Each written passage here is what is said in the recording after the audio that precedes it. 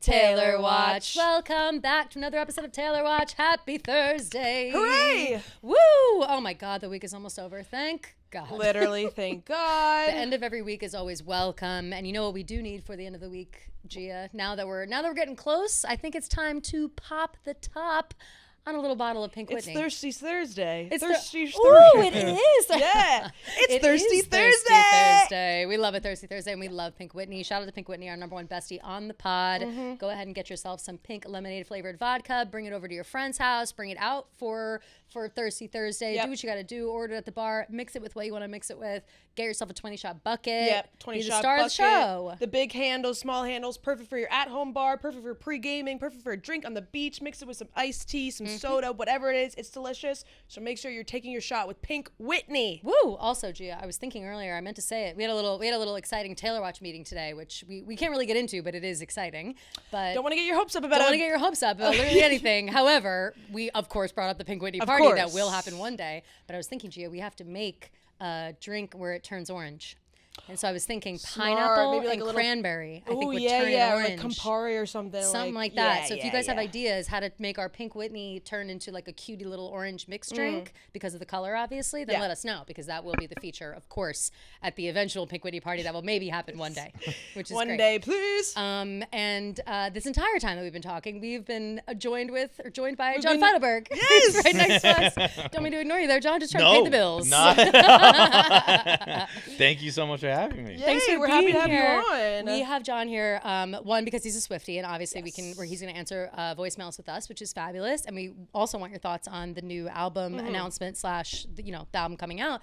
But John's had his own excitement going on lately. And if you guys remember last week, we were talking about our crazy busy Wednesday, and that I went over to the Les Mascots premiere, which John is, of course, a star of. Oh, yeah. Yeah, I mean, you literally you are the star. Literally starring John Feidelberg. Yeah. So, It is. It is the word people use. Yes. Literally star in the show. It's Barstool's, and we talked about it last week, I think. So if you guys, sorry for repeating ourselves, but Barstool's first scripted sitcom series. How are you saying it to people now? I've been saying sitcom. Now that it's out, I feel like I'm gonna start saying series. Yeah. Like sitcom was a better way to prepare people for what it is. Sure. And then I think it is a sitcom. It's a situational comedy. It is. But you know, I don't. Really, when you put it like that, I don't know if I knew that sitcom meant that. No, I didn't. Honestly. Situational comedy. We learn something every day. Yeah. So it's definitively that. It is Right. the accurate word to describe it. Fabulous. But it's also a series or a show or whatever the hell you want to call it. It's excellent, is what it is. Thank but you. last week we were talking about our crazy day and how I was at the premiere and we got to see 2 episodes of it and how many people were in the room. And it was just, it was unlike anything we've ever done. And, you know, I get sappy and emotional when my friends do stuff. So I'm so excited to be there and so excited to see all of you guys there with your families. And the show was amazing and everyone's excited. And it The was families just was really a good really vibes. cool part. It was awesome. That was, I didn't expect that. Yeah. Once we were there. And I just remember, like, in the lobby beforehand, like, scanning around and being like, oh, shit, Owen's whole family's here. Pat's whole family's here. Tommy's whole family's here. Like, this is fucking cool. It was crazy awesome. meeting everyone's parents. Like, you don't, that's the thing that I feel like at Barstool, you work here and it you does have a family? feel, yes, like it's kind You of have a like mom? that. Like, it doesn't make any sense. Like you come here and it's like, this is your family now. Yeah. You know what I mean? Like, It really Yeah. is. Yeah, like, It's you're not allowed to a hang cult, out. guys. It's We a cult. work for a cult. It's a cult, but it really is like that. It's like you forget that you know other people outside of these walls. Yes. Right. And when you get to see them all in one spot, it's exciting. And it's funny too, because you then get to know, like, oh yeah, my parents are always like, what is your job? Like, what do you do? Like, what's the vibe? Right. And it's good to know that other parents are probably thinking the Yeah, same. totally. And they do exist. all the but- I Barstool think that's parents have something in probably- common. Totally. My dad's seen stuff and stuff like that. He follows. You know, He's a fan. He's a stan. But my mom, honestly, God, that's probably the first thing my mom's ever seen that I do for a job. She's probably like, I don't know how that guy makes money. I'm sure. Like, she's obviously aware of Barcelona. and all that shit, Yeah, of course. But like, I don't think she's ever seen anything. Damn, so that I'm was so cool jealous. to like That is cool. get to. Yeah. My before I even got the job at Barcelona, when I applied, I was like, do not. I was like, you can consume what you want, but if you want to talk about it, don't talk to me. Yeah. That's yeah. probably the most annoying part about it, is having to rehash it out with your parents every single time something It's goes so crazy. down. I've like drawn that line in the sand a few times with my parents being like, never again, don't bring it up. But then they seep in through different ways. Like my mom will be like, well, Miss Peaches is looking cute. And I'm like, all right. And now, what do you really want to ask? You backdoored it. Nice job. Yeah, right. It's always, it always ends up like that. I watched the first episode last night, and it was so good. Thank you I was very just much. blown away. Honestly, the thing that I was blown away by the most was the cinematography of it. It was so good. Mikey Pavanelli, he's crushed it beyond. And I saw Jackie put out a really funny tweet of like, you guys all have access to the KFC Radio YouTube. So we do. I do? Or I guess Paz does at least. Paz probably does. Yeah. He's like some people. Paz and Kevin as well. And Paz has just been like looking at 50 different YouTube videos of like how to shoot this shot, how to shoot a walking conversation, how to shoot this lighting and an afternoon lighting, and you can really tell that like resonated in the show. That was a cool thing about it too. Is that none of us really knew what we were doing. We're just like passionate about it. You gotta try. We just to fail. So we did obviously we did out of order. Try. Mirror balls right there. Exactly. Literally. Mirror balls. But like everyone like got their role and then figured out how to do it. Yeah. Like none of us knew how to go to film. Paz didn't go to film school, and Owen didn't go to writing school or whatever the fuck you call it. Yeah. And it was just like screenwriter. He's not part of the Screenwriters Association, the guilds. It was a lot of YouTube University, and like I love that. Well, that's like the most the authentic way, and I feel that's and honestly probably the most hands-on, easiest. I mean, I've learned so much about editing from YouTube alone, like more than I ever learned in college. Yeah. So like I feel like that gives you more, I don't know, maybe more of an authentic feel to like the show, and you could tell that it's like a newer show, like it's not like a TV, but it looks like it's a TV show. It's on YouTube, but it looks like it's like a professional TV show. I think a lot of the so we got to watch 2 episodes at the premiere. Yes. First episode, it took me they're 25 minutes long. Yeah. Took me about that amount of time to get over the fact that it's like my friends on TV. Like that, I think honestly, because Tommy like his character has like a specific accent, so I'm like, I'm trying to picture Tommy as not Tommy, but by wearing an accent. Episode 2, I mean, I've literally only seen 2. Episode 2 is like I was peeing my pants laughing in episode 2. I'm fully sold on the characters by that point. Like it was such a. That one's not out yet, right? No, it's not out yet. I was like, but it is out next week. But that's why I'm like, I'm afraid to talk about the no spoilers plot too much for that reason. But I feel like the pilot, it sets the stage. It tells the story. It shows kind of who you guys are, and then Sass's character gets introduced, and then you're like, okay, now we see where this is going, what's happening here. And I feel like episode 2 just kind of kicks off that roller coaster, and it's just I can't wait to see the rest. I'm excited to watch episode 2. If you liked episode episode 1's amazing. It's great. It's like, you gotta really remember enjoyed that it. going into it. Well, like it is a pilot. I think that kind of applies to like almost every TV show. Completely. Is like the pilot is always a little shaky, and then as it gets going is when it like really starts to get good. For sure. And I honestly, it feels so weird to talk about it because I genuinely think the pilot's unbelievable. I think it's great. It is, yeah. But I do think the rest of the season is much better because it has nothing to do with anything that we changed. It's just like the stage have been set. Now we can just be lunatics. You get to establish more of the storyline. You get to know the characters more. Yeah. The first chapter of a book is always, cool. You got to go through and tell everybody's name. Yeah. You know what I mean? Like that's the purpose it serves. I actually think, honestly saying it, I think it gets better every episode. I think episode 6, maybe 7 is the best.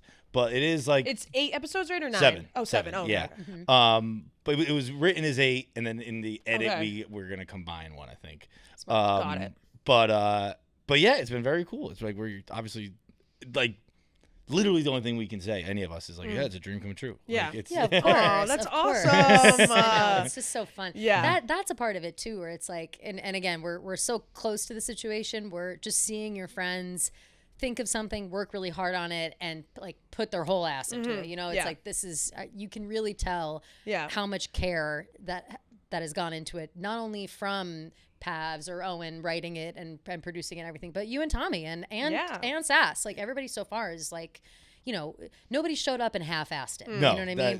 Which is, it's very clear right off the bat, and it's amazing. It's excellent. I love it. Thank you so I'm much. so proud. Oh, It so proud. genuinely means like the world. That I feel like we've gotten a lot of support from Barstool in this office in particular, and like it means everything. It's so cool for all of us to get to come on your shows and get to talk about it. It's just really, really, really fun. That's why I felt so guilty that I didn't go to the premiere. I was like, I'm literally the worst coworker. I was the representative. Yes. Taylor Watch representative. Yeah, you were in the Showgirl dress and everything. Yeah, that's what I'm saying. We held it down. Could Taylor not hold off the announcement to one day? Yeah. It was funny when they announced like the new Heights episode was coming out 7:00 on Wednesday and the premiere was at 8. Yeah. And, like we knew the red carpet. I was like, motherfuck. I was like, this is a real Sophie's choice. It's like, I don't know what I'm supposed to do here. I know. I knew what to do. Like, we genuinely expected you to not come, and like we wouldn't have faulted you. Like we thought we were gonna. When we heard it was at 7, we were like, we're gonna lose a good amount of people over this. Yeah. We knew that we were gonna just have to split the duties. I also too. It's like it's one of those things where that would weigh on my conscience. Like I'd rather get in trouble for being a little late on something than like missing your friend's huge premiere. premiere. You guys have worked so hard on it, and all of a sudden, just because Taylor's going on a podcast doesn't mean what I mean. Like love Taylor, but if she were like dropping an album literally at 7:00 on Wednesday, that might be different. That'd be a different story. You'd be locked out in front of the door. Get home. Review that album. Literally, like that would be a totally different. Go story. home and stream. Yeah. What are you doing here? Why are you breaking down these lyrics? Yeah, literally. You should be crying in the dark right now. Exactly. But no. I said sometimes it's bros over hoes. Sometimes it do be like that. Yeah. Well, that is the highest of compliments. So thank you very much. Well, of course. So okay, how would you describe in like what's your spiel of like the concept or the plot? Like what are you saying? I don't want to say because I don't want to accidentally give things away, and I'm really bad at that when it comes to shows like this because I know too much. Well, just so you know, I'm really bad at pitching the show. True. We'll fluff it up a little. Yeah. What I usually say is it's kind of a blend between Entourage and Always Sunny, where it is. That's a good. I love that blend. Yeah. Great blend. A nephew. It's two aspiring actors who are delusional and think they're real actors. They actually work as Times Square Elmo and Cookie Monster. One of them has been lying to his family, telling him he's a successful actor. His nephew comes to make a documentary about them and realizes that they are just Times Square Cookie Monster and Elmo, and they are mentally ill people. Yep. And it's fantastic. I love that. It's such a unique idea. You know, I don't think I've heard of anything relatively similar. So like, it's so awesome that you guys could have come up with something that's like so fresh and new. I had not heard of that either. Yeah, not at all. But I was doing a podcast, Stuff Island, last week, and one of my friends, Tommy Pope, ended the podcast with, "Congratulations on the show. I won't even bring up the fact that 3 comedians in New York have already done it." What? And I just went, "Thanks for having me," and I left. And then that night, I was just in my hotel room going, "Oh my fucking God. Someone's already done this." So the next day, after like being with him again for many hours, I was like, I gotta ask you something. Are you serious about that? Were you serious that like 3 other people have done this? Yeah. He's like, "No, you fucking idiot." I was like, what a dickhead. Like, I was like, "Are you just gonna drop that bomb on you?" And then I was that's so nervous. I would have thrown up on him. I was like, "Oh my God, we didn't even Google to see if the show's been made." That's so crazy. So mean. That's so mean. No. Thank God. Thank God. Yeah. Thank God that was just a joke. I mean, that's insane. Yeah. But no, this is so funny. it's totally new, and I think too, like the characters, yours and Tommy's characters are so. First of all, they're hilarious in 2 ways. One, because the characters themselves I think are very funny, very well written, and you can tell right away like what kind of people they are, which I think is great. Also, 2, on like a personal level, I love how I can see where you guys are like drawing your energy from. Like I know like there's parts where it's like, oh yeah. I feel like you talk shit about, you talk about college at one point. You're like, 6.5 years, whatever. I'm like, well, that's literally just John's life. He's just pulling from experience. So it's funny hilarious. to see the blend of like, I'm playing a character, but I'm kind of weaving in some of my own details to fluff up, you know what I mean? Like, I like that. I think that will be a fun Easter. There are fun Easter eggs for Stoolies. Cute. We didn't want to write like a thing or two about Easter eggs on this podcast. Totally. Wait, what's that? I said we know a thing or two about Easter eggs eggs on this podcast. We probably drew some inspiration from her, but we didn't want to make like a Barstool show. Right. You know, like we don't want to like the punchlines to be like one bite, everybody knows the rules. Yeah. So like it doesn't feel like a yeah. It doesn't feel like a Barstool show, but for Barstool fans, there will be a lot of little things where you're like, oh, that's a real thing that they did. That's a little wink here and there. Yeah, I love that. which is fantastic. Yeah. Well, with all of that going on, obviously you've got new episodes are every Wednesday or every Tuesday night. Every Tuesday at 7 at 8. We did say 7 at one point. Okay. Though, so that's got it. But every Tuesday at 8 p.m. Tuesday nights 8 o'clock. And out of order YouTube. If you just put Lay Mascots into YouTube or Google, it'll find it. Everyone be like, I think Nate was just giving me the business. He's like, why isn't this link in this bio? I was like, I can't cater man. to. Just He's to be clear, like, he's right. He's right. He's right. But I'm just not. You got to put that link in that bio. You got to throw that LIB. Well, when you're posting it, like if you're posting like a grid post, the only way to share the link is to be like link in bio. True. Honestly though, like sometimes with that shit, I'm like, if it's fucking this hard, I don't even want you to watch it. Yeah. True. By the way, I'm never looking at a link in bio. I will be like, oh, that's great, and then I go to YouTube. Yeah, that's how I do it. I can't tell too. if that's me being old or not. You know I think it's old. I'm the same way, but I think it's kind of like. It depends on what the person's like promoting, I guess. Low key. Like, if it's something that I really want, I will go to the link in bio. You go. I don't think I've ever clicked on someone's bio ever. I don't. I mean, on Instagram, on Twitter, like I don't. I will for like ticketed events and things. Yeah. I'm like, the ticket link is here. Yeah. Like, that's just, what is this? You know? Dissecting a link in bio. Right. Regardless, you can find it. Also, we as a company are reposting it constantly. So if you are missing, can't find it. I reposted it on my story. Or Gia's or whoever. So out of order on Instagram and YouTube, but it's like out like triple T double R, right? We're just making it harder for you. Google Lay Mascots. You really have to earn this. Oh, you guys have your own Instagram page too, just at Lay Mascots. Yes. Yeah. Oh, so that's perfect too. There you go. Yep. Fabulous. So go ahead, find it. Make sure you catch up on the pilot, which premiered Tuesday night in time for episode 2 on Tuesday. And you guys have a like a little tour too, like a we're going on tour in September. Nice. Is it all sold out? I feel like last I saw it was sold. Like, it's like you can get tickets if you want, but we're probably not going to keep promoting it. Yeah. Chicago September 24th, Philly September 16th, Boston September 11th, and Columbus September 9th. So if any of you guys live in those areas on those dates, check out the Tiks. Thank you very much. And honestly, like one of the reasons we came on, like, it's had a very positive response from. I think people expected a Barstool sitcom to be over the top broy. Definitely. Right. And it's not. And Paz was just telling me, he's like, the YouTube splits are insane. He's like, we're basically even for female and male fans. It's very like art, you know. Like, that's what I thought too. I'm not looking at being like, oh, there's a bunch of dudes sitting around drinking beer. I was shocked by the cinematography. I was like, that is a beautiful shot. Like, just like the scene, like all the Washington Square Park stuff, like so cool. I really, really liked it. New York City playing a great character as well. Similar to Sex and the City. New York City is the fifth, you know. Very much a character in this show. Yeah. Very. Yeah, which is great. And I love like that seedy underbelly bullshit of New York. It's like those people, like the people who do actually dress up as like Elmo. I've always been curious about like what they are actually like in real life and stuff. So they're weirdos. I don't have any answers for you. But it is such like a again very unique storyline, like something that I've never heard of before. So it's so cool and interesting. It's fab. Yeah, we love it. We love you. Thank you. I love you guys. Thank you for having me. To chat about it, and everybody should watch it because we will be talking about it. So yeah, for sure. If you want to be on the know, then you got to watch. While all that was going on, we did have the album announcement, the artwork reveal, the track list reveal, the conversation with Taylor and Travis Kelce and Jason Kelce. What do you think, as a longtime Swiftie, what do you think first and foremost about her going on a podcast? I'm curious about your thoughts because you're also a podcast person. And for us, it kind of felt like, hey, that's our job. Yeah. It's like, what is she doing? She's doing our job at the same time. It's weird. I think she timed it right. Yeah. I think like if she had started doing podcasts really early when podcasts popped, then I think it would have been maybe a little lame where it's like, oh, you're just kind of trying for more attention and all that stuff.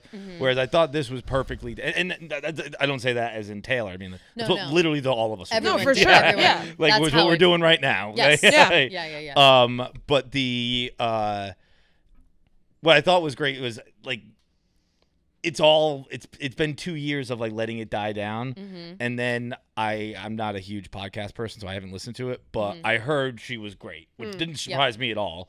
But I think going into it, people were a little concerned, like, is she going to be super media trained? Like, how's this going to go? Mm-hmm. Which was never a concern of mine. Like, she's not a smart. I mean, she is a smart person. She's not going to go because she would know everyone would complain about that. Like, she's going to go on. She's going to be herself. Yeah. She's going to be the as authentic as possible. Because people can see through it when you're not. Yeah. And I think that definitely came across because I feel like I saw so many videos on TikTok and stuff of people being like, I didn't really like Taylor Swift, and like after watching the podcast, like I like her and I kind of want to like be a Swiftie now. Like, I've had so many real life friends of mine say that same thing to me. Who said? Rome said it. Rome really? Watched with his wife, and he was like, I like her so much more after watching it, just because I didn't expect that vibe. Yeah, well, you rarely one of my girlfriends like didn't really care about her, didn't like her. She's like, I like love her now. Yeah, like, she legitimately was like, rolled her eyes, Taylor Swift, like kind of a hater. And she was like, she's like, after that, I realized how normal she is. Like, she's not this. I feel like people want to project this like prissy, like particular like loser vibe. I'll sue you if you step on my lawn. Like, she's like a bitch. I don't know where it comes from, but it's and the people are like, oh wait, she's cool. It's like, no shit, we've been saying it. I think that's the internet as a whole, is just projecting yourself onto other people. So true. But everyone calls me like a horrible person. The amount of people that call me a horrible person, I'm like, what are you talking about? Like, you haven't even seen a horrible person if you think I'm horrible. Yeah, what? Yeah, horrible is crazy. I like cry every day for my friends. Like, what do you mean? It's ridiculous. But I was gonna say, as a content person, how does hearing something like that from Roan make you feel? Because I just heard that, and he's like, yeah, I didn't even see her that way. And I was like, if Taylor Swift couldn't get you to like try and figure out who she is, I got no shot. No one's like, everyone's just gonna be like, oh yeah, Feits, he's a fucking asshole. Fuck it. Like, honestly, you know what I mean? It's so true. And I don't think I've thought about that until just now. Yeah. About how that could be like, even she can like change minds by having a conversation if people listen or they care to listen. They have to care to listen to Taylor Swift. Yeah, right. You're not gonna care to listen to me. You're just gonna think you're gonna think what you think about me, and you're gonna move on. Yep. So I'm not gonna stress about it, because honestly, that's such a good point. I never even thought about it like that. Well, she said it, and we're gonna quote it probably every episode in perpetuity. Yeah. It's the your energy is a luxury and not everyone can afford it. Yeah. That's like her that's I love that. The best quote Wait, I've who ever said that? heard. Taylor said it. Really? Yeah. I haven't heard that. They were kind of talking about the haters, the media speculation, like headlines and stuff. Yeah. And she was like, being in this industry for as long as I've been, it takes a lot to hurt my feelings. She's like, but at the same time, I have to think of it like this, that your energy, think of your energy as a luxury item. Not everyone can afford not everyone can afford your energy. Yeah. And I was like, we all were like, what the fuck? She was like, she's like, you're so right. Yeah. She was like, I have friends that will get like one comment from a guy calling them mid, and it'll ruin their whole day. Well, I was like, I'm literally that friend. Fuck. Yeah. Well, I was the same way, and I eventually got to a point where I was like, and it was with Mascots, really, or with Out of Order, where I was like, I enjoy this. Yeah. And I'm letting this person take my joy. Yeah. Because it is affecting me. Yeah. And absolutely. Why am I letting this person do that? Like, yeah. It's right. It's stupid. It's not fair. And, it's not fair for the people that are just trying to do something. Like, it's that culture of like shitting on everything and everyone. And I don't know necessarily when it got to a point where it's like, that's the automatic response and you should expect that kind of response. Like, that's the internet. I don't know when it became that or if it was always that or what, but I don't think that I feel like that deters you from doing things that you want to do. Yeah. And you can't let it. As the great Addison Rae said, why is trying embarrassing? Exactly. It's not embarrassing to try. Thank you, Addison Rae. Thank you, Addison Rae. It's true though. And you are, I always think, if I'm in a moment where I'm like, I'm reading, I'm letting myself kind of like drown in the the doom despair, scroll. the doom scroll. Yeah. I'll think of you because you are so good at that, or at least preaching it. That like you got don't look too much. Don't. yeah. That's what I'm saying. I got the Minority Report set up at home. You might be totally full of shit. I don't know. But you're pulling it off. But you kind of explain it in a way of like, if you don't look or engage or whatever as much as you maybe want to or whatever, then it will benefit you in the long run. And I do feel that way. And it sucks when you're right. Like, not just you specifically, but when people are right about something that you don't want to do, where it's like, I can't read the comments because it'll set me off. But once you get into the habit of it, it's like, I just won't look.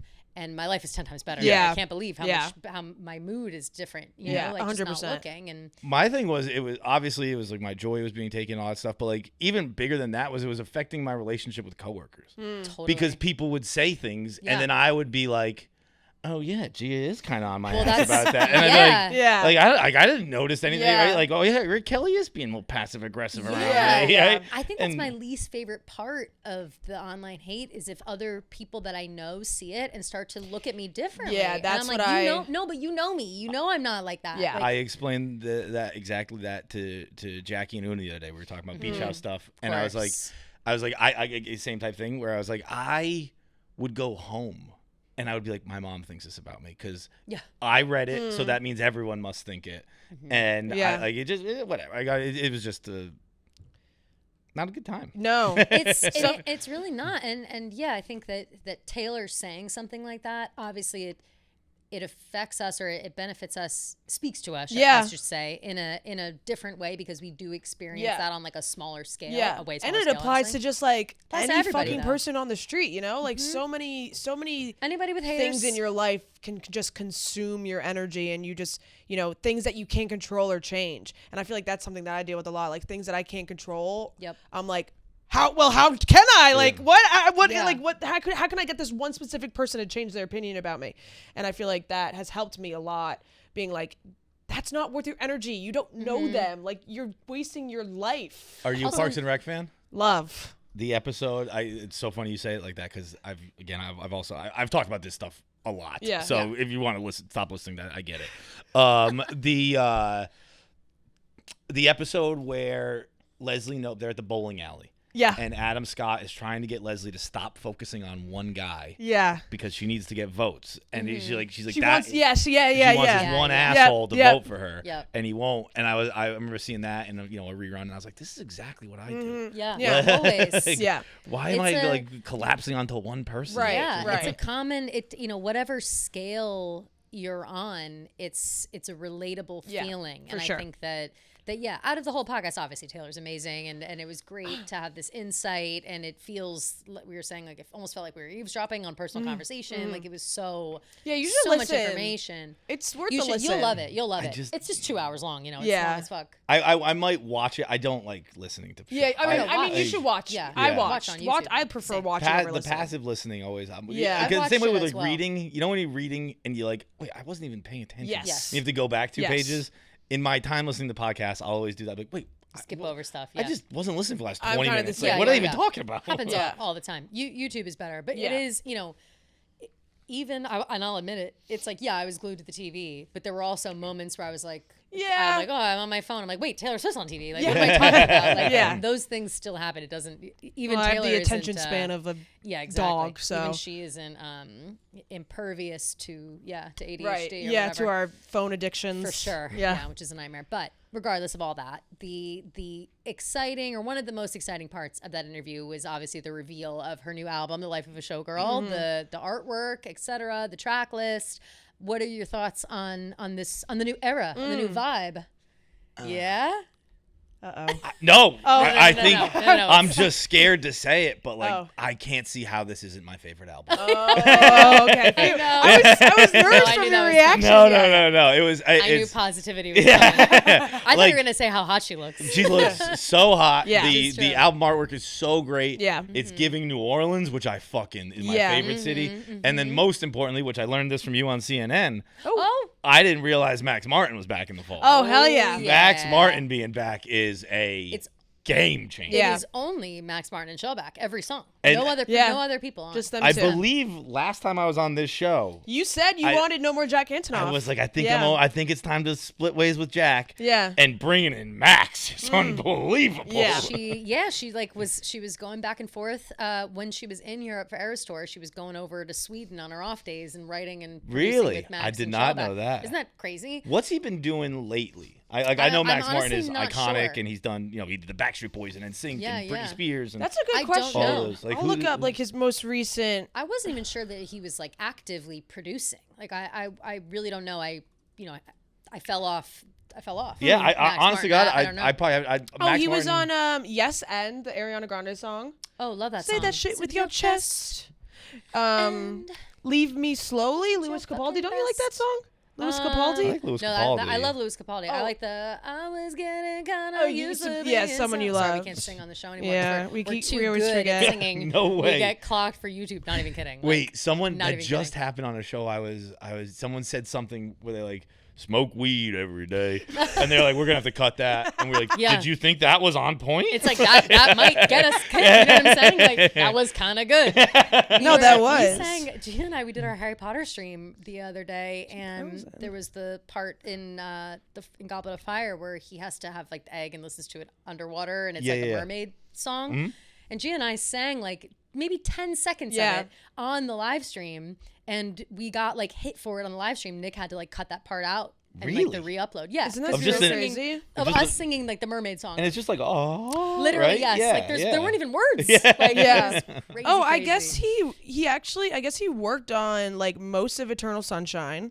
Supernatural. Well, of fucking course, because I True love Story. Eternal Sunshine. What's that one? Ariana Grande's album. New album Eternal that came out Sunshine. last year. And he worked with Lisa on a song, New Woman. He worked with The Weeknd. Okay, so he's been busy with the hottest of hot. Yeah. That's where Post Malone in 2023. Of course. Ooh, Kim Petras. Oh, I love Kim Petras. Me too. And I what's your boyfriend. Yeah. I'm Kim Petras and I fucked your boyfriend. Is it Uptown Girl? It's not Uptown Girl, but it's something like it's. I love that I can't song. think of it. Yeah, I can't think of it. she's like a pop hit artist that people kind of like forget about. People She's sleep on underrated Kim for Petras. sure. Yeah. They sleep on her for sure, big time. But yeah, it's super exciting. And Shellback is also going to be on it too. So like they did, We're Never Getting Back Together, 22. Really? Well, so here, look, John. Delicate, Dancing with Her Hands Tied. Yeah. Listen to. So she made it's on Taylor's Spotify, on her page. She has playlists or whatever, and she created a playlist for this album drop, and it's called "And Baby, That's Show Business for You," and it's a bunch of all of her songs, but they're all Max Martin Shellback songs, and I'll go down the list. 22, All You Had to Do Is Stay, Bad Blood, Blank Space, Dancing with Our Hands Tied, Delicate, Don't Blame Me, Endgame, Gorgeous, How You Get the Girl, I Did Something Bad, I Knew You Were Trouble, King of My Heart, Message in a Bottle, Taylor's version, New Romantics, Ready for It, Shake It Off, So It Goes, Style, We're Never Getting Back Together, Wildest Dreams, and Wonderland. Yes. Can you imagine? Folklore is my favorite album by far. Yeah, there is nothing close.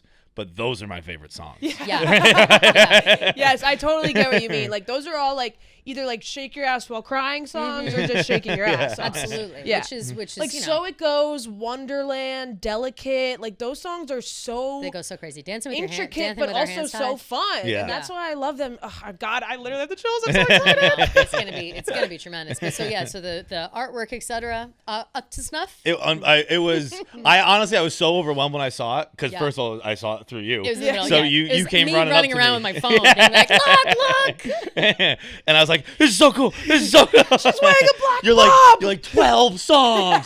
12 songs. He's literally like taking family photos on the step repeat with his entire family. And Sabrina John, Carpenter. look. I'm like, she looks so hot. Like, chill, bitch. I made it about orange Taylor. and green. But then I saw went to your the premiere to your make it video in about the Taylor. bathroom, and I was like, I just love that like Mascots is in some sense connected a little to Taylor. Yes, of course. It is. It At least really in your mind, just like you had an experience that shared the 100% two. Yes, is. of course. They're forever intertwined in my mind, Maybe especially with this album. you know something fun we could do? Taylor Swift songs for the Les Mascots characters. Yes! Oh, Yeah. yes, I love that. that would be Great really idea. fun. Great idea. Yeah. That's a great idea. That's a really good idea. super fun. Let's write that down. Yeah, that. write that in your notes. Yeah, I'm gonna. Perfection. Let's see. Yay! Music. Yeah. Pairing. Yeah, with Les Mascots Mascots. characters. Perfect. Okay, so yeah, it really was. It's exciting. It's great. It's something new. It's we're moving on past like Eras Tour, past like that chapter of life or whatever. As someone who's around the same age as Taylor, how do you feel about that of like entering a new stage in life publicly? Like, have you ever felt like you had to do that for Barstool? I mean, honestly, Les Mascots maybe low key. Yeah, that's kind of your new Les era. Mascots is your showgirl For sure. I kind of think so. Yeah. Like I personally have felt that over the last few years of just like myself getting older and Same, wanting by the to way. do different things and just changes that happen to any person. But yeah, I would say this is kind of a showgirl era. Yeah, for sure. Yeah. that? Were you guys? We need you in the outfit. Yeah. Oh my God, imagine. Don't you threaten me with a good time. Halloween By the way, is it's already gonna be ordered. crazy. Yeah. I'm ordering it on Amazon right now. Yeah, seriously. Well, you've been looking at maroon bodysuits. Yeah. I've seen. Yeah. I found the designer. Oh yeah, it's only a story. It's the blondes who are, they're like the coolest. They're like downtown New York City, like streetwear, Oh, the high blondes. fashion. That's the blondes. Name of the brand. I see. Okay. It's a fashion house technically, but they're the ones that created that like maroon. It's a top and bottom. It's a corset and a brief. A corset and a brief. Actually, not just not a bodysuit, which I've been searching. Oh yeah, I thought it was bodysuit. Yeah, I've never heard the brief attached to ladies' underpants, and that's funny. Yeah, it's a brief. It's because it's it's. not like a. I even call it boy shorts and stuff like that. But like, you got my briefs around? Yeah, right.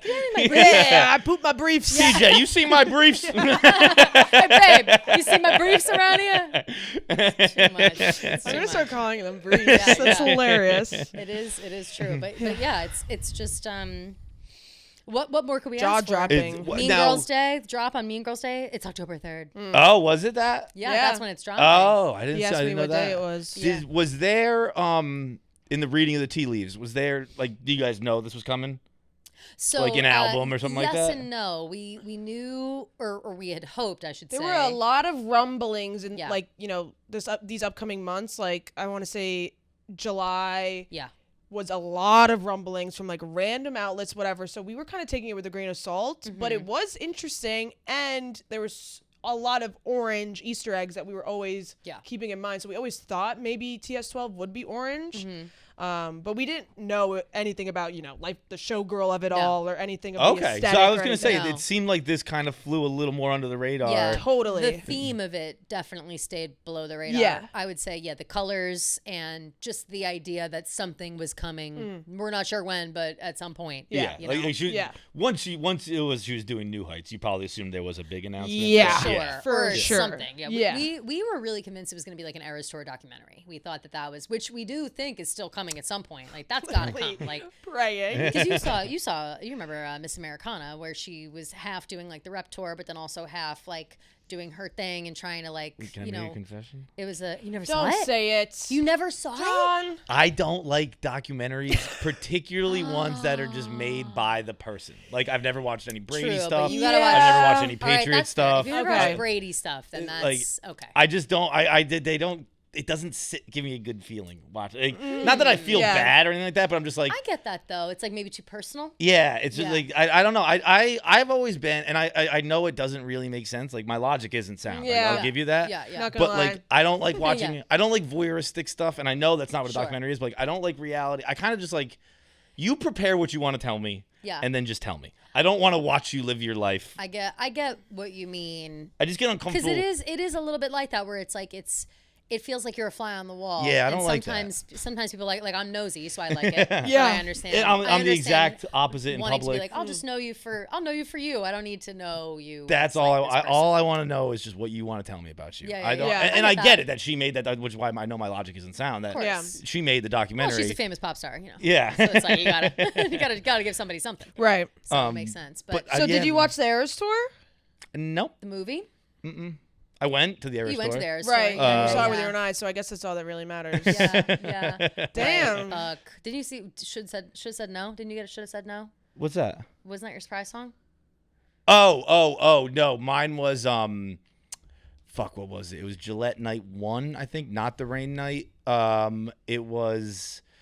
Should have said no. Might have been the Rain Night. No, I thought she did like Invisible. You did one that I was really fucking. Oh yeah, you're right. About. You're right. Should have said no on guitar and Better Man on piano.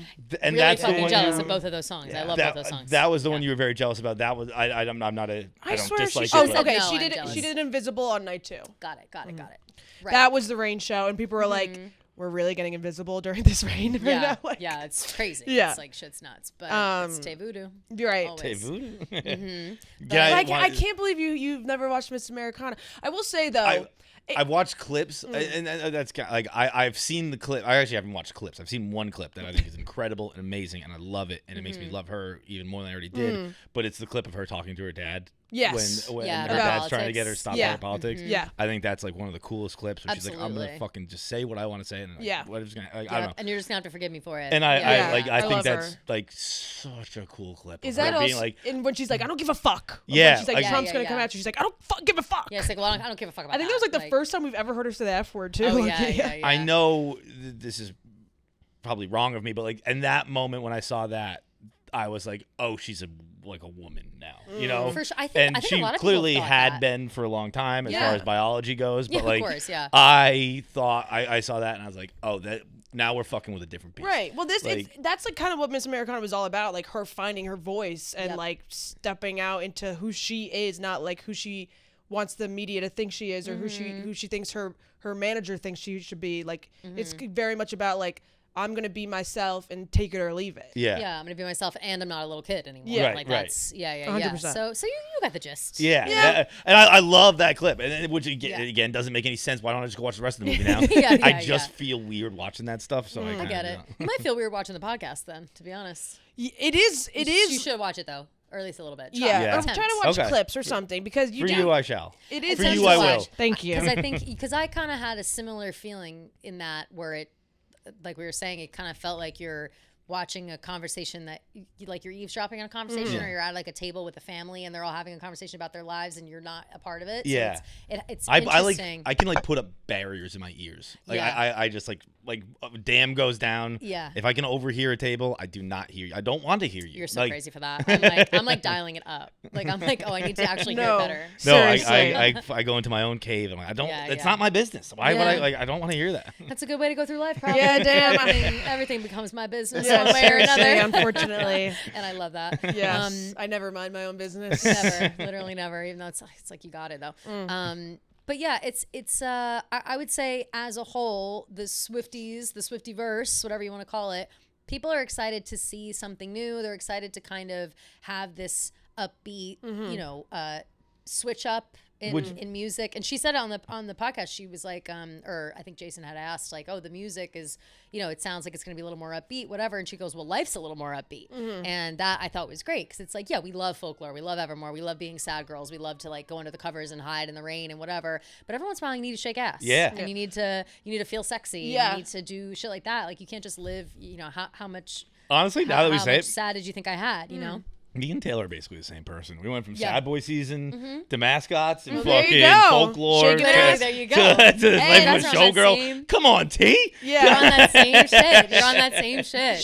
She Jealous. did include, that she talked to Max Martin about when they were making this album. Max said like that he really loved the storytelling of folklore and that Yeah. he like really wanted to incorporate that and keep like the lyricism style. Oh, really? But Yeah, do yeah. like these infectious melodies and stuff. So it's gonna be So like it a was, story. literally. I don't want to hype. be graphic, ladies, but my nipples just got hard. As they Every should. time I As say it, they I get should. chills. Yo, they were like, I got hard nips. Here, I'll say this, Feits. That's insane. I know. Why are my nipples Because it's exciting. Because we're all excited. If you don't watch the interview, you should at least watch the end when she describes the album because it'll get you Yes. so hyped up for Yeah. the album Okay. because the way that she talks about it, she just is so adamant that like she doesn't care about how much she's hyping it up because she loves it that much and she respects it that much and she believes in it that much and she's like, this has been something that I've been wanting to do forever. Like every single song was meticulously crafted and perfectly placed and all I this stuff. didn't And know any of this. Yeah, when I yeah. said That's it's what I'm going to be my saying. favorite album. Oh, It's yeah. obviously going to be my favorite Yeah. album now. When you what I'm said it, I saying. was like, oh, surely he knows all Yeah. this. No, It- I didn't know it any of is, this. at like least crafted for you. the last like 30 minutes she really gets into like the crafting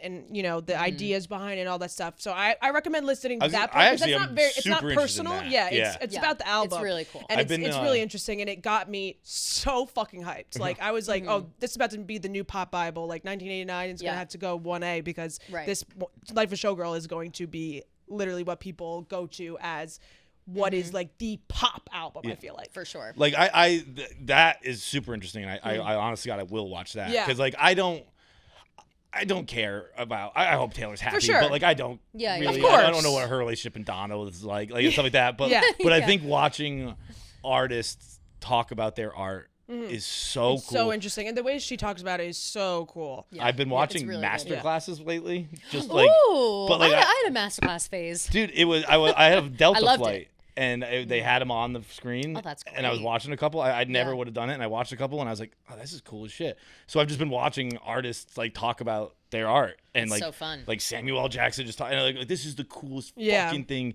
So I imagine Taylor talking about her new album will be incredible. Yeah, cool. it's super cool. It is, and it gets you super excited because you can tell she's so excited about it. Yeah, and like Travis Travis obviously like he's biased, but he said it's every song's a banger. Zoe Kravitz said that every song is a banger. Yeah, like it's fully co-signed by Zoe Kravitz, and that's a big co-sign. Yeah, which is exciting, but very exciting. But yeah, I would say as a whole, the fandom is happy. The fandom is fed, like my girl, what's her face from CNN said.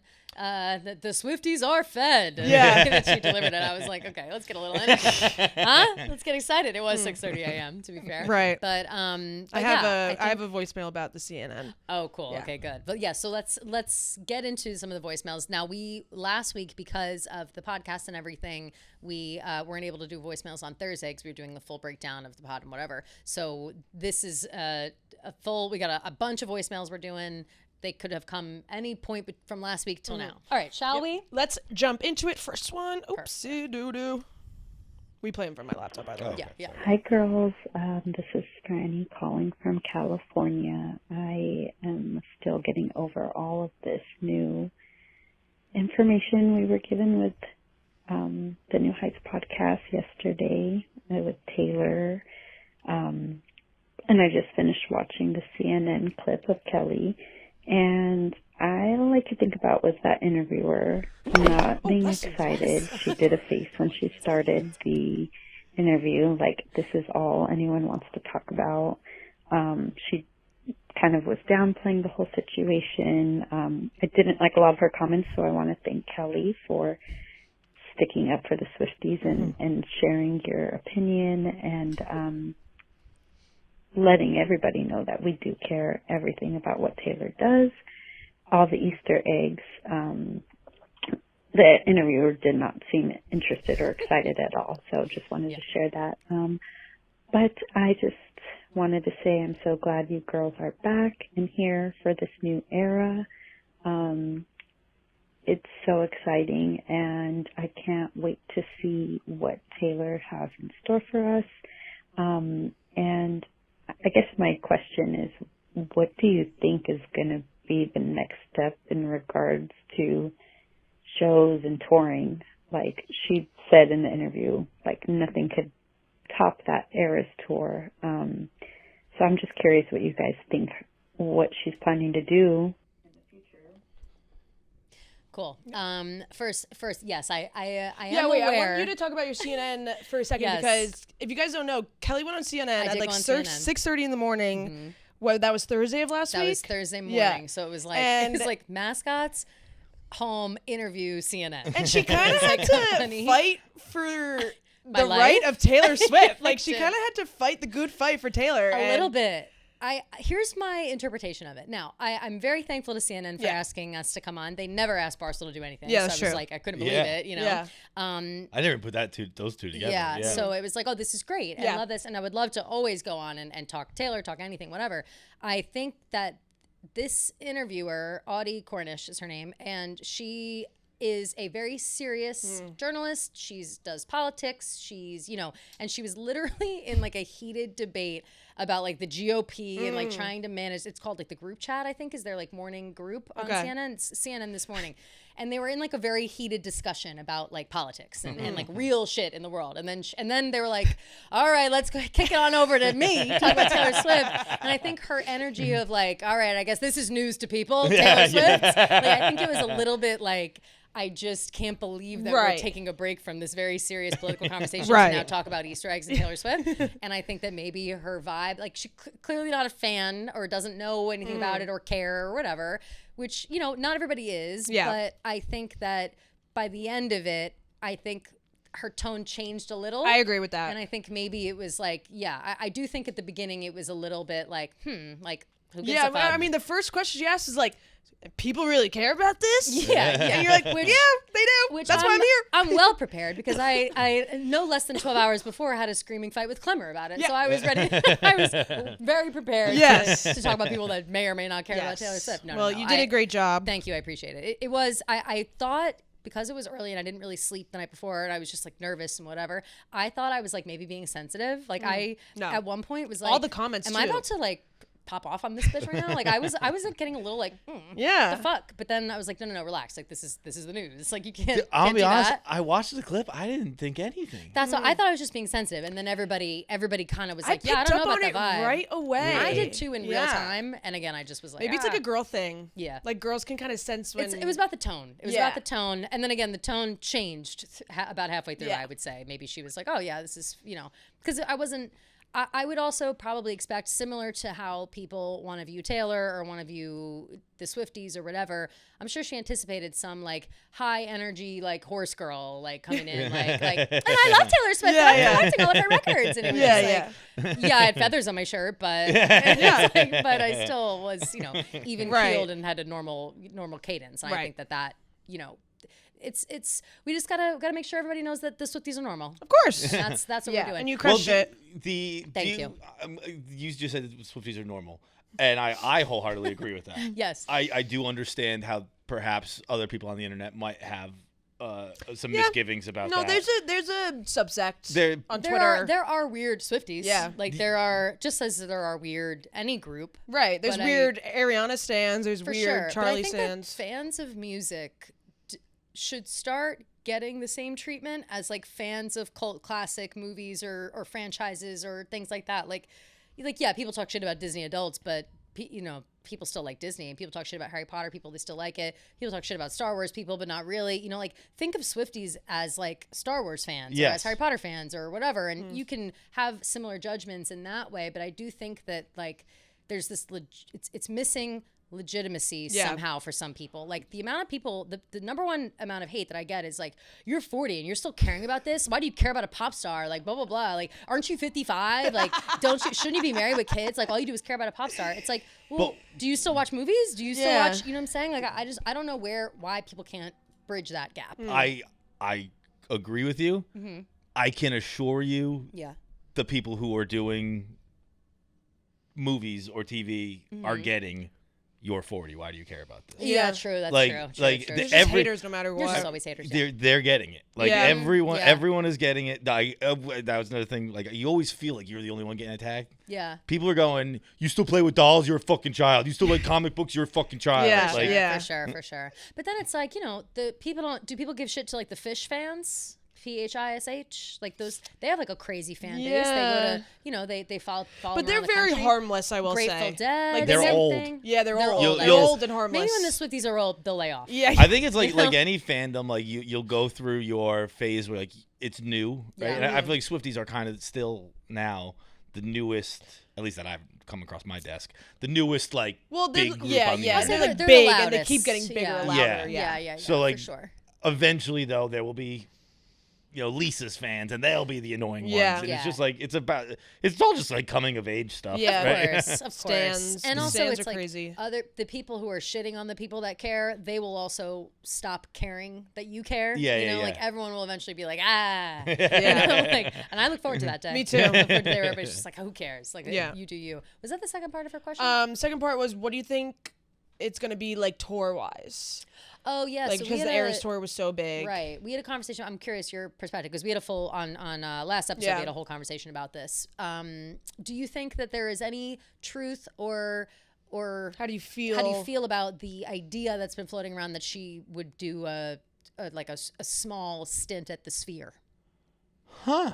Hadn't heard about that. It's rumors. Who knows? Probably not true. Like, very, very much a rumor. Some shit that's been flying around. Yeah. But we were saying, like, if she's not doing Eras tour, it's like just going to stadiums or whatever. It's kind of who cares. So it has to be something like the Sphere or like a festival or who I knows? actually think the cool thing to do, and you can't with this album, but like the cool thing would have been like go do like intimate shows. Like for sure. And there's a million cool things, but that would have been cool. Yeah. But you can't do that with a Max. That would have been Martin awesome for like Folklore and Evermore. Yeah. For sure. You know what I Because you can't try and replicate eras because you Yeah. can't No. top that. No. And Has then to you be can't totally try different. and you can't be just eras but a little smaller because Yeah. that's weird. Yeah. So like there does feel like there has to be something. My brain immediately went to the opposite of eras, which was small theater shows, but you can't do that with the Yeah. Mike Martin album. Right. Maybe Maybe you can't she, do a sphere. But maybe it's like maybe she goes on Broadway, you know, literally Broadway. That Like, could be maybe so it's like, cool. could you imagine like one of the? It's like, you know, a couple nights a week for 2 months. Something you go and it's like That it's would a be- performance. That would be Like a crazy. live performance of every show. Like that'd be sick. Or like Love that. instead of, you know how she was like supposed to do Loverfest? Yeah, yeah. Like do like Showgirl Fest. Yeah, That it's could like be everybody sick. shows Like up, dressed I don't know, up. 3 different cities. Totally. Like Sabrina plays, Gracie plays, Mm-hmm. Griff plays, and like Taylor's the headliner. That could people. be super cool. Something Yeah, like that. I don't be know. super I always fun. wondered like what that would have looked like. I What do you think wonder. a ticket to Taylor at the Sphere goes That'd be fuck.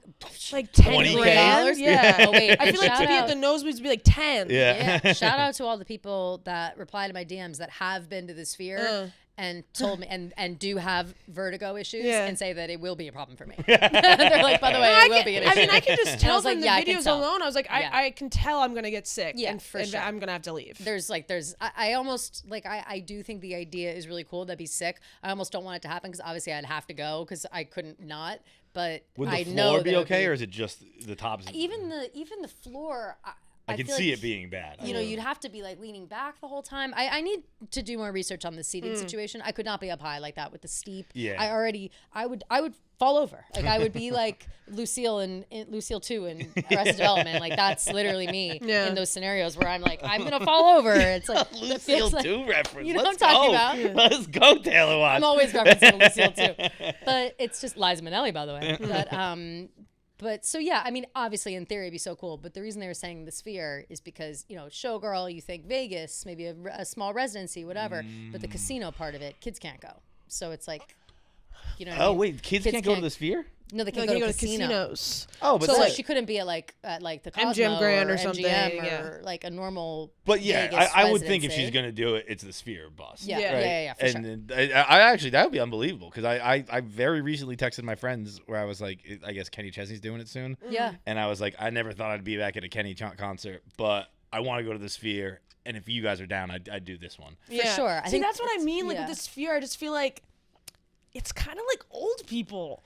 Gia thinks that Vegas residencies in general are like old people at the end of their rope. No. I don't think you're that wrong. But not Sphere. But Like Sphere, kind I of think, more is different. like at a lull in their career, or like a lull in like I just can't. The only person that doesn't apply to that, I would think, is Adele. Like I can't think of one other person but that's I like agree with you in the way popping of like, off and doing a Vegas the residency. residency at the casinos. I'm more on your side about that versus the Sphere, which I think is different. Like I feel like the Sphere Yeah. is attracting, like they want Taylor Swift. Yeah. They Yeah, want, for sure. But I feel like who's like the biggest name that's played at the Sphere? You know, like I feel like Backstreet Boys, Dead and Co. Maybe. Yeah, and like No, the great Eagles did it for a while. Yeah. they're still doing it, and And that's what I mean. Like U2. U2's big. But they're all But, these like, are all you you know, are they're right. Like there are people who are kind of older, past their fine, prime. yeah. They're older. Like, I know don't think Beyonce, that like, that's people their were long-term goal though. For is what I'm sure, saying. for Like, sure, The Sphere for sure. wants Taylor of course, Swift, of obviously. course. And I know like people thought Beyonce was going to be in talks with the Sphere for a while too. So I'm sure that they want. I mean, who wouldn't want Taylor Swift? I also you know? wasn't Harry Styles supposed to do a residency for a little while. Yeah, but that was debunked. That was like rumors. Yeah. Oh, okay, yeah. See, Yeah, maybe it's the Sphere just putting out these rumors, being Maybe like, it is. "Hey, Fucking James Dolan, I wouldn't put it past him. yeah, Is it a, oh, is it isn't a he- James Dolan thing? Oh yeah. He's a bad guy, right? Yeah. I did not know it was a James Dolan thing. Yeah. What is he like? He's He's the the owner of the Knicks. Knicks and the Rangers. He owns MSG. MSG whole thing. Okay, yeah. Interessant. Okay. Okay, well, very interesting. So those are the rumors. Other than that, we know nothing about what kind of tour, if there's going to be a tour or whatever. But one would assume there would be a tour for a Showgirl album. Yeah, you know, 'cause for it is, sure. Right, and the way that she's describing it, it's like it's so fun and dancey and whatever that. But I mean, I wouldn't put it past her if she didn't tour it, you know, Yeah, just yeah. because of the Just 'cause of extravagance of Eras. the Yeah. Eras Yep. tour and everything. Like Totally. that's so much to put on yourself and your body. Okay, Totally. next one. Hi, Kelly. Hi, Gia. I have a question about the different track lists. What do you think your favorite song is going to be, just based off of what it looks like what the name of the title is? Mine is Opalite or Ruin the Friendship. Also Wood. I'm really curious about those. I feel like those are going to be my favorites, and I'm really excited about them. what are your personal favorites so far, just by, like, without hearing them? What do you think is going to be your favorite? So glad you guys are back. I'm still grappling with the fact that my comfort podcast is back. So thank you guys for making it all happen. And yeah, just love you guys. Love you. Hey, we love you more. Yes. Love, love, love. Well, right off the bat, I'm going to go ahead and scoop up eldest daughter for myself. Yeah, I feel like, yeah. Just because of the obvious. Yeah. But to be honest, I do feel like a lot of these songs are amazing. Like, I would say eldest daughter caught my eye first and foremost. Fate of Ophelia also really captures my eye because I like, you know, I'm interested in the story of Ophelia. Yes. So I think I would say the same. I think my initial... like, attraction went to Ruin the Friendship. Yep. I think I said, like, last episode, I was like, I think I'm claiming that one as mine. Yep. But, yes, also The Fate of Ophelia, because I'm so interested in what that story is going to sound like. And Elizabeth Taylor, too. Same about Elizabeth Taylor. And also Life of a Showgirl, because I'm so excited for Sabrina Carpenter. Same. Ruin the Friendship, same. Yeah. 100%. I bet it's going to be sexy. I think so, too. Yeah. And then I have Father Figure and Canceled because they look different than the rest of them. That's what people are saying. She's got her face next to those two. You're so right, actually. That's what people are saying. That I don't know why, but she paid a little extra attention to him, so I am. It's almost like they're pieces of a puzzle moved around. Yeah. Like this part of her mouth would fit underneath this part. Oh, you know what I mean? Yeah. Someone said that pieces. Like on the track list on her website, Father Figure and Canceled are like a little bit more highlighted. So people are wondering, like, maybe are these going to be the singles? Are they going to get music videos? Sure. But that was a good eye. Father Figure, to be honest, doesn't super appeal to me as a title because I don't know. I have a father. Same. Well, all I think about is I will be your father. Yeah, I know. Put your tiny hand in mine. That's all I can hear immediately when I hear Father Figure. Do you know that song? I know it. Yeah. I recognize what you guys are singing. I don't know who sings it or what it's called. Father John Misty. Yeah. That's what it is. Yeah. But it's old. How old is Father Yeah, Figure? people think that maybe it's going to... I don't know about this, but people think maybe it's going to be about Travis being like a good father figure. It's actually a George Michael song, which is what I was going to say, but then you said Father John Misty. I went, oh, wow, I'm way off. Wait, I would what? not like that. It's an if 80s it's about song, Travis, I would not like 1987 is when it came out, Father Figure, by the way, George Michael. Now I bet it's a lot. Wait, I bet it is about Travis. Why the fuck did I think it was Father John Misty? I don't know. I was like, I feel like I would have known if it was Father John Misty. Yeah. Same. I was like, damn, I really fucked up. Damn. George Michael. I'm just brain dead, I think. But that in itself is interesting. Yeah, people think it's going to be about like Travis being like a good father figure for like their eventual course, children. which I kind of. I could see that's it pretty maybe presumptuous. being in like the light of like him being really a good dislike that. influence or something. But yeah, that's just like I'm gonna go ahead and say I'm not gonna love that. Yeah. But it's like, you know, I'm always eating my words. Again, like we don't have to. We don't know it's what she did. I'd be shocked if it is. Very much a theory. But that's like kind of an unfair thing to do to somebody. Like make a hit song about how they would be a good dad. Yeah, it's like a right. It's right. That is, and it's a lot of pressure. If he was already a father, it'd be one thing. But right. That's true. That's very true. But I think think Canceled also like has the potential to be super cool and have a really cool concept and music video and all that stuff. You know. What do you think about Canceled being spelled the UK way, 2 L's versus 1? Oh. Is that what do a you thing? think about? Yeah, I'm just learning how to spell Canceled right now. Cancel. Well, I always thought I spelled it with 2.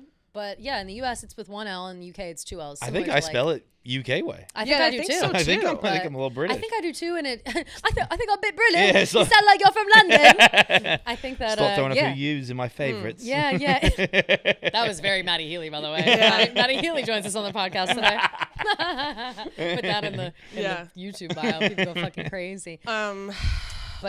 But good songs all around. I'm very excited I'm just really excited. Yeah. So you're claiming Eldest Daughter and Life of Ophelia. Yep. You're claiming Ruin the Friendship and Father Figure. Father Figure. Yes. Curious. And Canceled. And I'm claiming Ruin the Friendship and Fate of Ophelia. Love. Okay, let's get into the next one.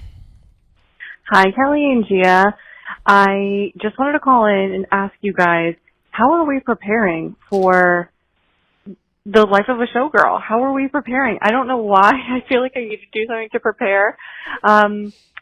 I think it's just I have so much excited energy about this new album, and I just need somewhere to channel it. So are we re-listening course, we're always re-listening, but are we listening to 1989? Are we listening to Rep on Repeat? Are we reading Hamlet? What are we doing to prepare? And where can I channel all of this excitement? Love you girls, love the show, and this is Jess from Rhode Island. Love Bye. you, Jess. Hey, thanks, Jess. Shout out Rhode Island. Shout out Rhode Island. Shout out Rhode Island. Yeah. First of all, yes, we are reading / watching Hamlet. I think I'm gonna watch like a you gotta watch it. in depth like Hamlet. I'm breakdown. sorry, can you guys explain to me the Hamlet? So the fate of Ophelia. Ophelia is like from Hamlet. Yeah. And the story of Ophelia is Hamlet. I don't want to, again, if She's you haven't like seen it. Hamlet's lover, and she basically is just like put down by the patriarchy left and right, and she's basically She's a very tragic drove to madness because of the patriarchy. Yeah. Okay. By her father, by Hamlet, all this. So it's drowns herself. Yeah. Whole thing.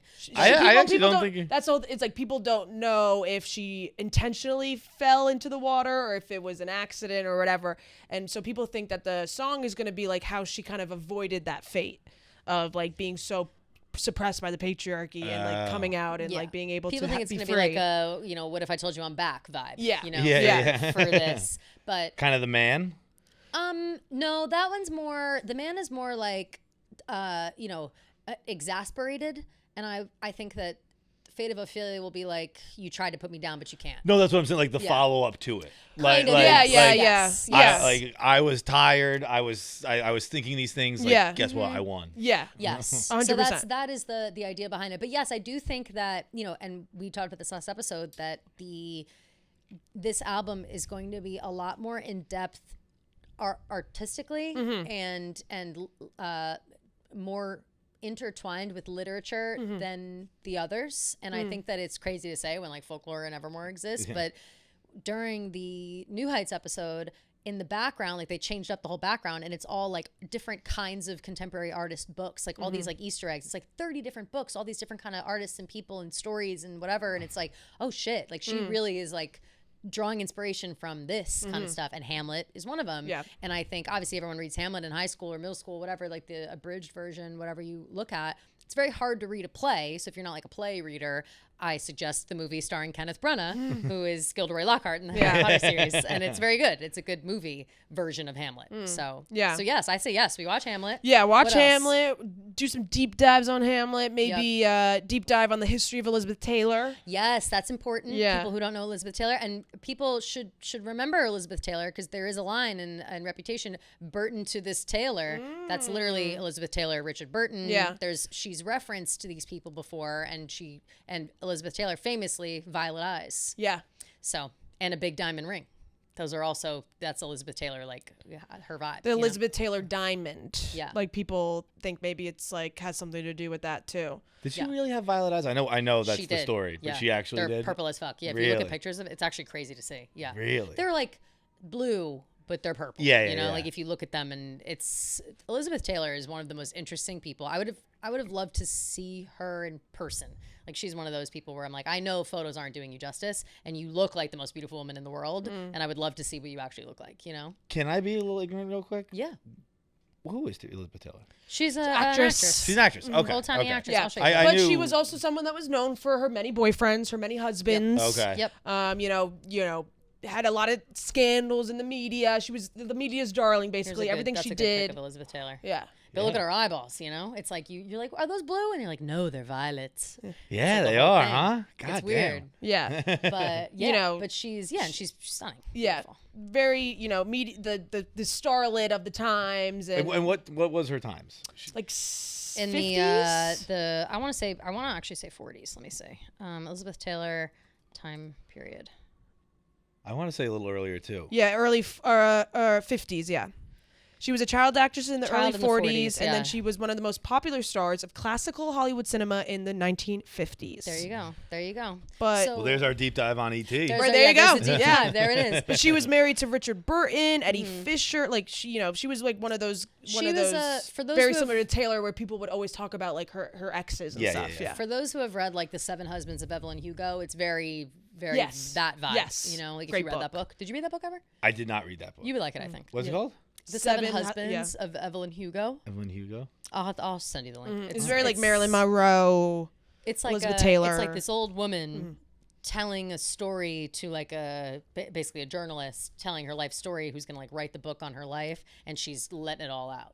It's what everyone hopes Taylor does one day. Yeah, literally. But then when that book first came out, everyone thought that Taylor like ghost wrote it or something. Like it was one of those like the story, and then she's got all these boyfriends and.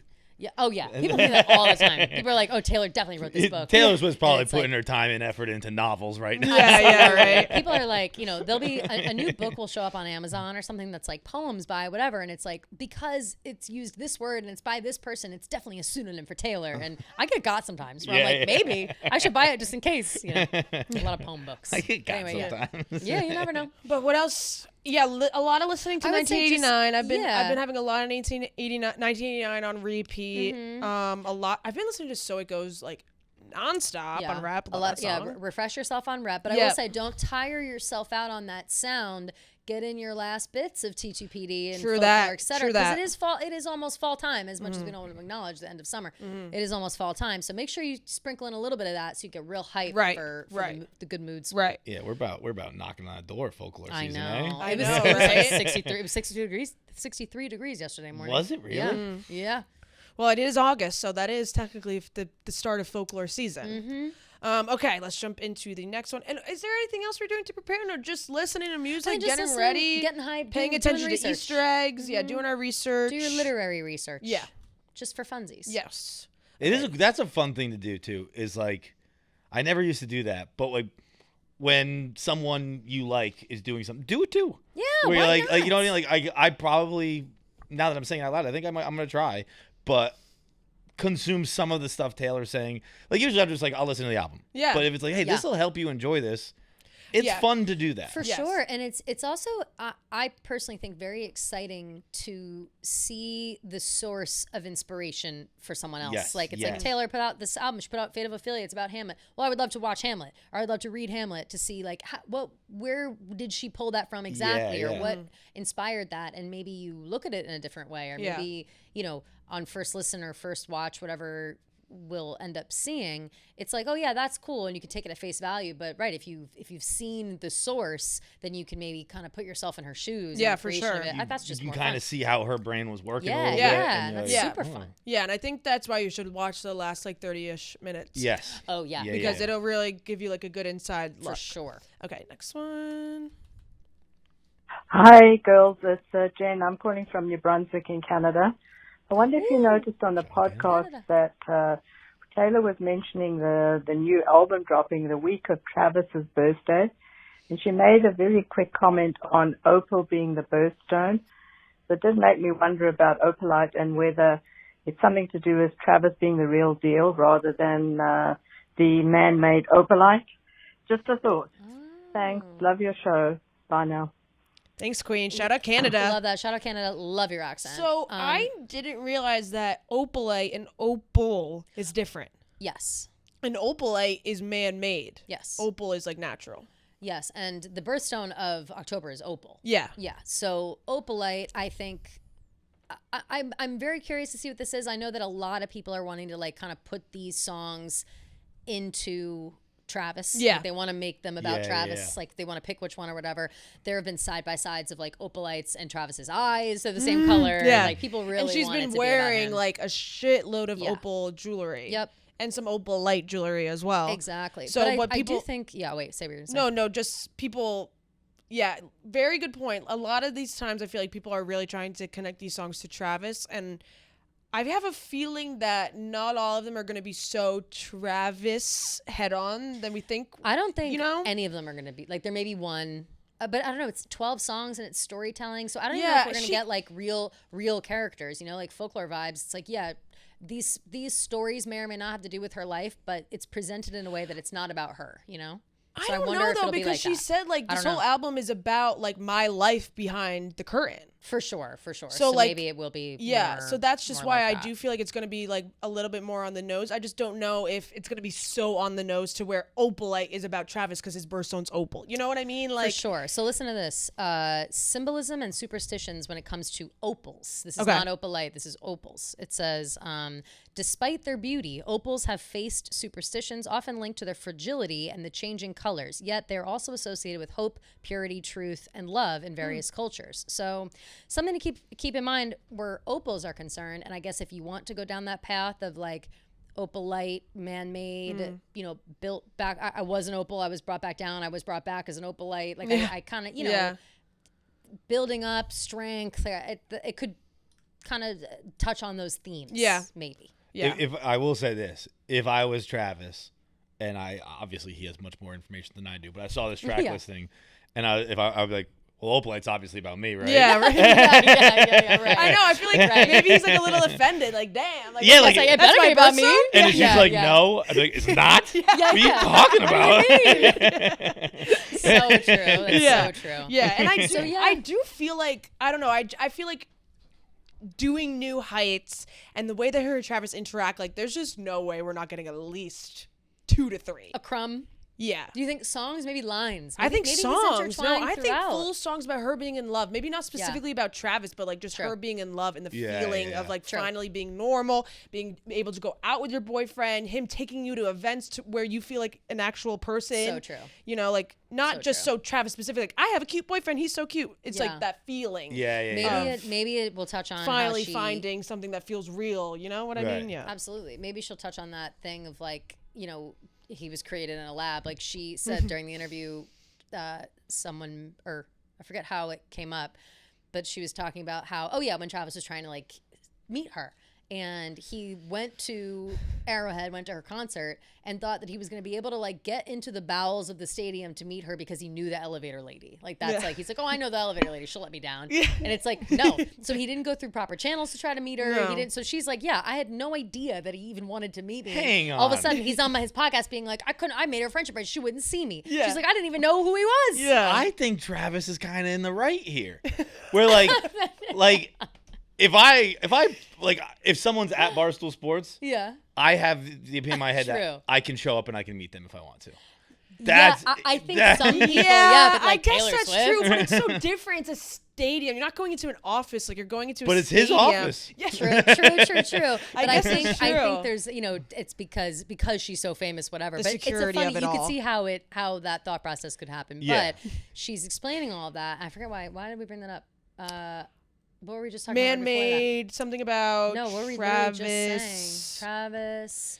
Songs about him. Fuck, I swear. I had something to do with it. Or it's something she said. Oh. You said that he was made in the lab. Oh, yes. She said, she was like, after we did finally, we were able to connect, she was like, either, like, as long as this guy's not crazy, then he's kind of exactly what I've been writing about my entire life. Like really? The kind of guy I've been writing about my whole life. Yeah. Yeah, so, that's cute. And it's like, that's exactly, like, that's what everybody was saying when they first got together, was like, it's almost as if she conjured him out of thin air with her music. So cute. And so, so it could be something like that. Yeah. I like that. Yes. That's cool. I just feel like the New Heights of it all and incorporating Travis into all of it. Yeah. I in my head, I'm like wanting to go into it being like, it's not about anybody. It's right. It's about the art, you know? But then we'll, you know, draw conclusions later. Okay. Hi. Yes, I just wanted to say that I love you ladies. And love you. Love you. I really liked Tuesday's podcast because I felt like you really debunked a lot of the Easter eggs that were a little bit crazy. People are getting nuts. They're like, true. Orange is red and yellow, so Taylor's going to play it down for the Chiefs. But anyway, my question is what your thoughts are on the Ruin Your Friendship song. I know people are speculating it's Blake, and I just feel like, one, that's too on the nose, and two, the timing doesn't really match up since she said she wrote them during the European leg. My thoughts are, I just don't see her going there because of the kid situation. Totally. I think she's the kid's godparents, and I know those kids like love her, and I just can't imagine her writing a song about a friendship like that. But maybe I'm way off. I don't think she's done that before. I might be wrong on that, but I've never heard her or heard speculation that she wrote an actual full song about losing a friendship. But just wanted to hear your thoughts. Thank you. Love you guys. That was a really good point about the kids. I never thought about that. To explain to you, yes, the song ruined the friendship. A lot of people were speculating, is this about Blake Lively and Taylor Swift and the apparent fallout that they've been having. May or may not have fallen out of friendship. We don't even know if that's true or not. Yeah. No one knows if they are friends or not. But the point about the kids, I honestly completely went over my head. I think about first. I'm like, she's the godmother to all those kids. Yeah. So it'd be a really weird, which in itself is like, all right, they had to have been very close for that to be the case.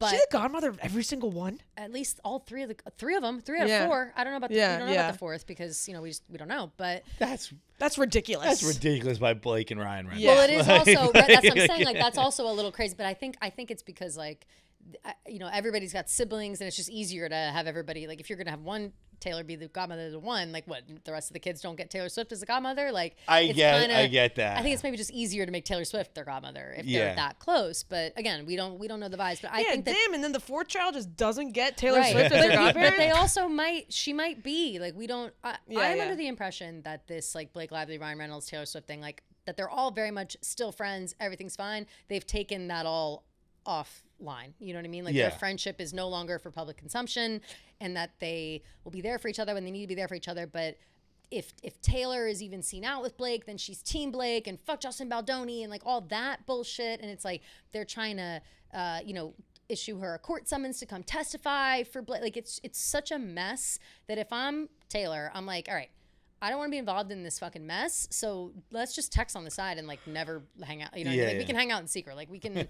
She's a billionaire. Like she can figure out how to meet up with her friends without people knowing about it. You know what I mean? So, but I don't think a lot of people are making jokes mostly about the ruin the friendship thing. Like it's totally about Blake, whatever. But yeah, I think it's gonna be a sexy song. Yeah, I think so too. Ruin the friendship is like, we're friends. We don't want to like stop. Don't. But in reality, almost like a I can see you type of vibe. Yes. Yeah.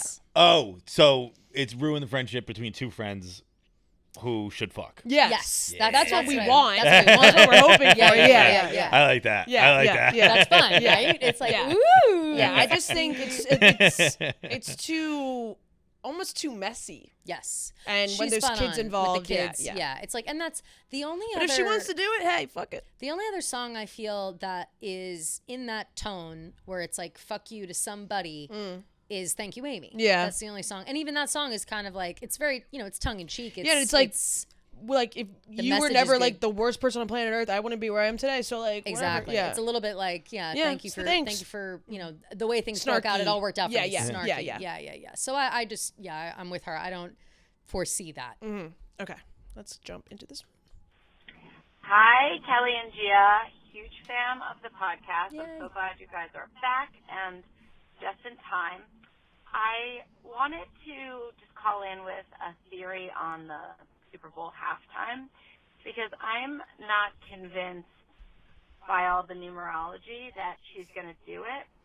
But what I haven't heard anybody say is, what if she's not headlining, but it's Sabrina or Posty, and she could come in for like a feature, because that way, if it is Travis in the Super Bowl, she could still be able to like kind of focus on the game. If she's just doing one song, it's not. I mean, that's like she just pop on real quick. Just grab a mic. Do the halftime. And then if he's not playing, she could have a bigger role and kind of like co-headline. Did I click something? They could kind of figure that out as it gets closer. So just wanted to see what your thoughts were on that, because then you could say, okay, she is kind of feeding us Super Bowl energy, but it's not necessarily her. It's her bestie. All right. I love you guys so much. Thank you for continuing the pod, especially with all these new Swifties in with the new album. Woo! Thank you, Queen. Do you guys think you kind of made her make an album? Like once Taylor watched came back, she's like, I gotta give her a reason. Well, for real. She's like, I gotta give something to talk about. Yes, these girls have been holding on. Listen to this voicemail. Yeah. Hi, friends. Megan here, Canadian listener. Sounds like Taylor Swift. Just wondering, now that everything in the Taylor world has popped off so much, and like no shade at Dave Portnoy here, I would never, but do we think there's a part of him that is like sitting at home going, oh God, thank God I got them back on the pod before all of this happened, because who else would talk about it? And just like if you're sitting there with a sense of sick satisfaction. Anyway, love the pod. Love you guys. Killing it as always. Bye. I mean, I'd literally be lying if I didn't say I think about that every day. No, every time. No, literally. I'm like, every time. Perfect timing. Well, literally every time we sit down to Dave record, can I hype think about himself it. up too and be like, yeah, like I had a sixth sense that I knew that Taylor was going to come out with an album. So Yeah. I brought them back. By the way, I don't know what kind of wires just got crossed in my brain when you started that voicemail. It really sounded like Taylor Swift. No, I think you were convinced it was for a second. Did you see my face? Yeah. Like my whole body started sweating. By the way, I was like, did you not hear that? Like, that's Taylor. Like, I was going off your energy because I could feel it. And I was like, she's right. This is Taylor Swift. I immediately started sweating. And then I was like, Holy I was so sure it was because you were so sure it was. Yeah. I was like, Gia thinks she's getting us with an AI Taylor. Then I was like, it has to be. I would AI. never do AI. I would never do so AI, and mean. let alone AI Wow. Taylor. Shout out to Megan. That girl. You sound just like her. That's fucking crazy. But yes, of course we think about Dave every once in a while. But I think that, Dave's a Swiftie. He knows the vibe. I think that he felt he needed to do what he needed to do at the moment that he needed to do it, and we were brought back just in time. So we're all good. I think him and Taylor have this unspoken sixth sense where he was like, I'm catching maybe the she vibe. called him up. Yeah, and maybe was she like, did. Dave, hey, I wrote you that handwritten note, and then you canceled the fucking show about me. Yeah. What the fuck is this about? Damn. I'm just hearing this. Yeah. And he was like, oh fuck, all right, I'll bring it damn, back. Taylor, fine. After the 4th of July break, we'll bring it back. We'll let him sit on it for a month. But in regards I didn't leave my house the whole time. In regards to the Super Bowl, I'm genuinely convinced that she's not going to do the Super Bowl performance at all, just because of the juju of it all and the Travis playing and the pressure. I just feel like it doesn't really make sense as a couple, because if they lose in the Super Bowl and she's performing, that's so awkward to me, and I would not want my significant other to feel so sad for a happy moment for me, and I wouldn't want to feel happy during a sad moment for my significant other. Yeah. So I just agree feel like with it's you, too messy almost. But Not messy, you just saying that reminded me of a line in the movie The Kingdom, which I love. You know that movie? No. Jason Bateman. Ooh, I love Jason Bateman, Jamie Foxx, Kyle Chandler. Oh. It's a great crew. It's a great movie. Coach? But Yeah, I love Coach. there was a terrorist attack somewhere in the Middle East, and they're in the FBI. And they're that reminded Right. Yeah. But the FBI is one of theirs gets killed, and the FBI is saying, "Let us go over there. Yeah. Let us go fucking." And the director of the FBI goes, "Do you know what one of those guys would do just to kill one of you?" Yeah. And the guys replied, "We're the FBI. We don't really consider what the bad guys will do." Or something along those lines. Yeah. We don't not go after things. I think maybe we don't not go after the bad guys because they might hurt us. Because they might. Right. Yeah. And So it's kind of like I'm going to do the show regardless of the I understand that was a long walk to take you there. Yeah. But that's how I feel like Taylor and Travis are like the FBI. They're like, we don't not do things because we're scared of what the outcome will be. Yeah. That's actually a very, very good point. I kind of feel that way too, because I like she made $1 million. Now in retrospect, when watching the interview in real time, it was hard to tell what she was doing. But now watching clips back and stuff, she's got the Lombardi trophy behind her. She's pointing at it, and she's dropping clues. We just don't know for what. Yeah, it's so weird. Concerning she's the Super Bowl, talking about sourdough nonstop, and the it's at Levi Stadium, and 49ers mascot is Sourdough Sam. She says she's thinking about sourdough 60% of the time. It's the 60th Super Bowl. I mean that's so it's this what is are one of we those doing here? Either you're doing it, or you intentionally wanted me to think you were. Yes. I'm not dumb for connecting these dots. Right. Completely. So it really is in what capacity is she just doing that for good juju for the Chiefs to go to the Super Bowl? What are we doing here? But I do like our caller's point of maybe it's Sabrina, maybe it's Post Malone. I think has already done. I don't know if Sabrina could do a headline for Super Bowl just yet. I agree. She has obviously espresso, man-child, but no, I don't know if she she's needs that 5 much espressos. established. She needs 5 espressos. I think she can't be doing I think she's a little too new. Not yet. Yeah. I think eventually she could. She's an excellent performer. I think she was great. Was it the Grammys she opened? Yeah. That was the when she did that whole performance. Yeah.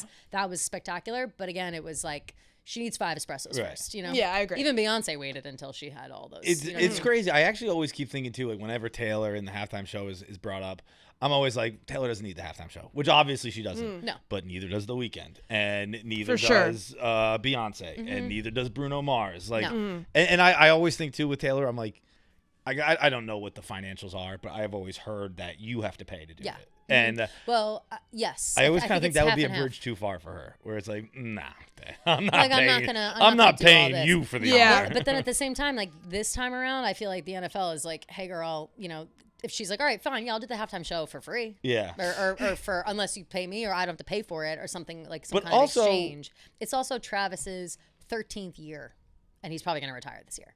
Oh, you think so? Yeah. People are really speculating. Yeah, I mean, he's definitely old and shit like that. Yeah. But the Jay-Z chooses, right? Like, it's not. Oh, yeah. I wonder if he chooses or if, like, it's a board. I wonder, it's probably like a board of people, no?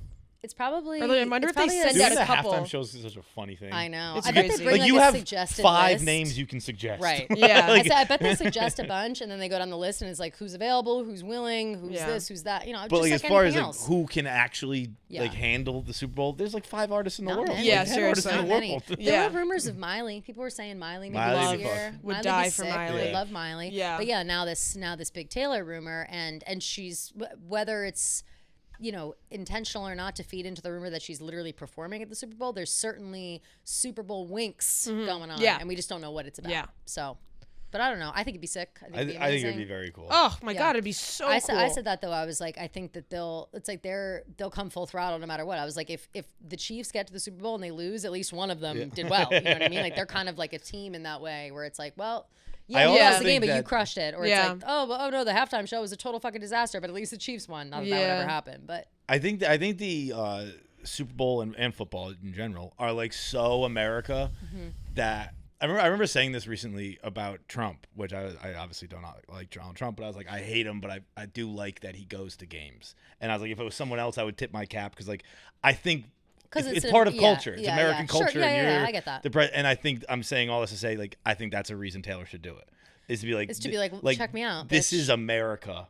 Look who's at the 50-yard line. Yeah, that is sick. As like one big fuck you. And honestly, it's a big fuck you to all the asshole NFL fans and shit. Well, right. Yeah. And that was another thing. I'm sure you saw the clip where they do the big intro for Taylor, and at the end she's like, thank you. I know if it's one thing that men or that males want, it's on their screens and whatever, it's more of me. Yeah. So that's kind of like, how funny. Last year they're booing her up in the stands, and it's like, get on the fucking field. It's like, I would. No, don't get me wrong. I would die for her to do the halftime show. Like, no matter what. I don't care if it's during Travis's season or whatever. Right. I just, in the back of my mind, I just feel like, I don't know. There's a lot with the car. There's a lot with pressure. A lot of pressure. Yeah, it would and the Chiefs have to make it to the Super Bowl. Yeah, it would be a big to do. That is for sure. Can I also ask a question real quick? Yeah. What's your deal? You guys just don't drink at all? During the show? Oh, I just forget. I don't mean alcohol. No, I haven't water. seen you guys have a sip of anything. No. I need another bathroom break. We love it. We love to yap. We love to yap. I usually have a water, but I pee so quickly that I try not to drink. We're out of fucking water, so all we have these flash IVs. Yeah. I get halfway through. I'm like, well, I gotta pee now. That's hilarious. Do you need to go? Go. Do you mind? Go? Yeah. And then okay. we can do DMs and then we'll be done. Yeah. Okay, let's get into the DMs, text messages of it all. First one. Hey, Kelly and Gia, what song off the new album do you think the music video is for if the rumors are true? And do you think that Taylor will release a single before the album drops? Ooh. I personally am excited for Eldest Daughter since I am one. Shout out Kelly. Shout out. And because it's a track 5. But I feel like she would go with The Fate of Ophelia or the title track first. What do you think? Love you guys. Jennifer. Ooh, Jennifer. Great cue. I am kind of in the camp of The Fate of Ophelia just because I do think she likes to do a title track video or a 1 or 2 title track. Sorry, not title track. Track 1. Track 1 or 2. But we could also get. I forget if we said this. Yeah, we said this on the pod. I think wish list. How I said it's giving 7 Rings. 7 Rings. Yeah. Ariana Grande vibes. Yeah. That could also be like a fun, like showy, super extravagant. Loud. Yeah. That could be loud cool because it's got $ signs as the S's. Yeah. So, and she did say that on the pod. She's like, and there are $ signs as S's. Like she pointed that out. So could be. Yeah. Those would be my best guesses. Yeah, I would think. love. She usually does do music videos like with the people that she collabs with too. Like with Sabrina. Like with Sabrina, I would love a music video with both of them, and it would be so good. Yeah, Fate of Ophelia, just because I feel like the aesthetics of that could be so cool and like unique and beautiful. And then I don't know. And I don't know, maybe a music video with Travis. Ooh, wouldn't that be? Do they No, that was at Eras when he was like in the top half. Yeah. That was, he came out during literally on London the stage. show. Yeah. So fun, so awesome. So hilarious. But yeah, do we think that she's going to release a single before the album drops? Yes, I do think so. I do think so as well. Yeah. Can I ask, and I'm sure you guys have an answer for this, what is her deal with her first single? Because I feel like it's usually not my favorite song. It's usually my least favorite song on the album. I think that happens most times. Like usually it's like, all right, I don't know if it's single. maybe it's because it's like the most like what she thinks is the most commercially successful. Yeah. You know, like what could be on the radio of that nature. And I feel like out of all the songs, I would have thought it was I Can Do It With a Broken Heart for TTBD. Yeah. But she chose Fortnite, so I was like, okay. No, but didn't she retroactively make, or was that only rumors? No, that was only rumors. And she did retroactively make Cruel Summer a single. Yes. Like years later, like once Eras Tour started. Oh yes. She was like, Cruel Summer is also a single on Lover now. Cruel Summer, based on. I'm sorry, Cruel Summer, like many years after, right? Yeah, Lover came out 2019. Yeah. Okay, that I like that. Yeah. But the one that really sticks out to me was Reputation, because it was. What was the first? It was Reputation. Or no, it was Look What You Made Me Do. Look What You Made Me Do. Was the first one. Yeah. And I think at the time I've been I'm a fucking day one Swiftie. Oh yeah. But people hated that. What? They hated that song when it came out. I was one of them. Yeah. I wasn't paying attention. What song? Look What You Made Me Do. Look What You Made Me Do. It just didn't sound like Taylor to me, and I was just like, I do not care for this. But I feel like traditionally, I think like Shake It Off was 1989. Yeah. Me. What's up? Me was on Lover. Yeah. Like, why is she putting out the and maybe I actually almost think that's almost like such a flex. That was. And then the that was most a dark day questionable. for Gia. Yeah, was when she put out Me as a single. She was questioning her. What's Midnight's first single? Antihero, which I love. Antihero's good. But Antihero had to grow on me. At first, I did not like Antihero. Antihero is actually a perfect first single because it is good. Yeah, like it's a very good song. It overall like covers kind of the premise of Midnight's. Yeah, that could also be the vibe that she's going for. I don't know if she's ever, and please, Swifties in the comments, correct us if we're wrong. How has she explained picking her singles? Like, I feel like I am not. I don't know. Yeah, that's a good question. You know what I mean? Like, I don't know if she's ever really explained in depth, like, why she chooses the ones that she chooses. I'm very curious about that. I would always think, like, you would go for the one that will go on the radio, that, like, will, do the best have the interest of all the general public. Yeah. I almost feel like she does it on purpose. Like because if it happened once where it was my least favorite song on the album, that would be, one time thing. Yeah. It's a little obvious now. Yeah, they're never my favorites. It's usually one of my least favorite songs. Yeah. And like nothing she does is an accident. Yeah. So she knows what her fans are what their favorite songs are going to be. Yeah. So I wonder what it is that makes her put out one that, once you've heard the full album, you'll be like, it's a good song. I'm not saying they're garbage or anything like that, but they're not towards the top of my tiers as far as the albums go. For sure. Yeah. For sure. Okay. I just finished the whole New Heights podcast, and guys, she 1,000% knows who you are. She pulled her album out of the same briefcase you guys have for Pink Whitney.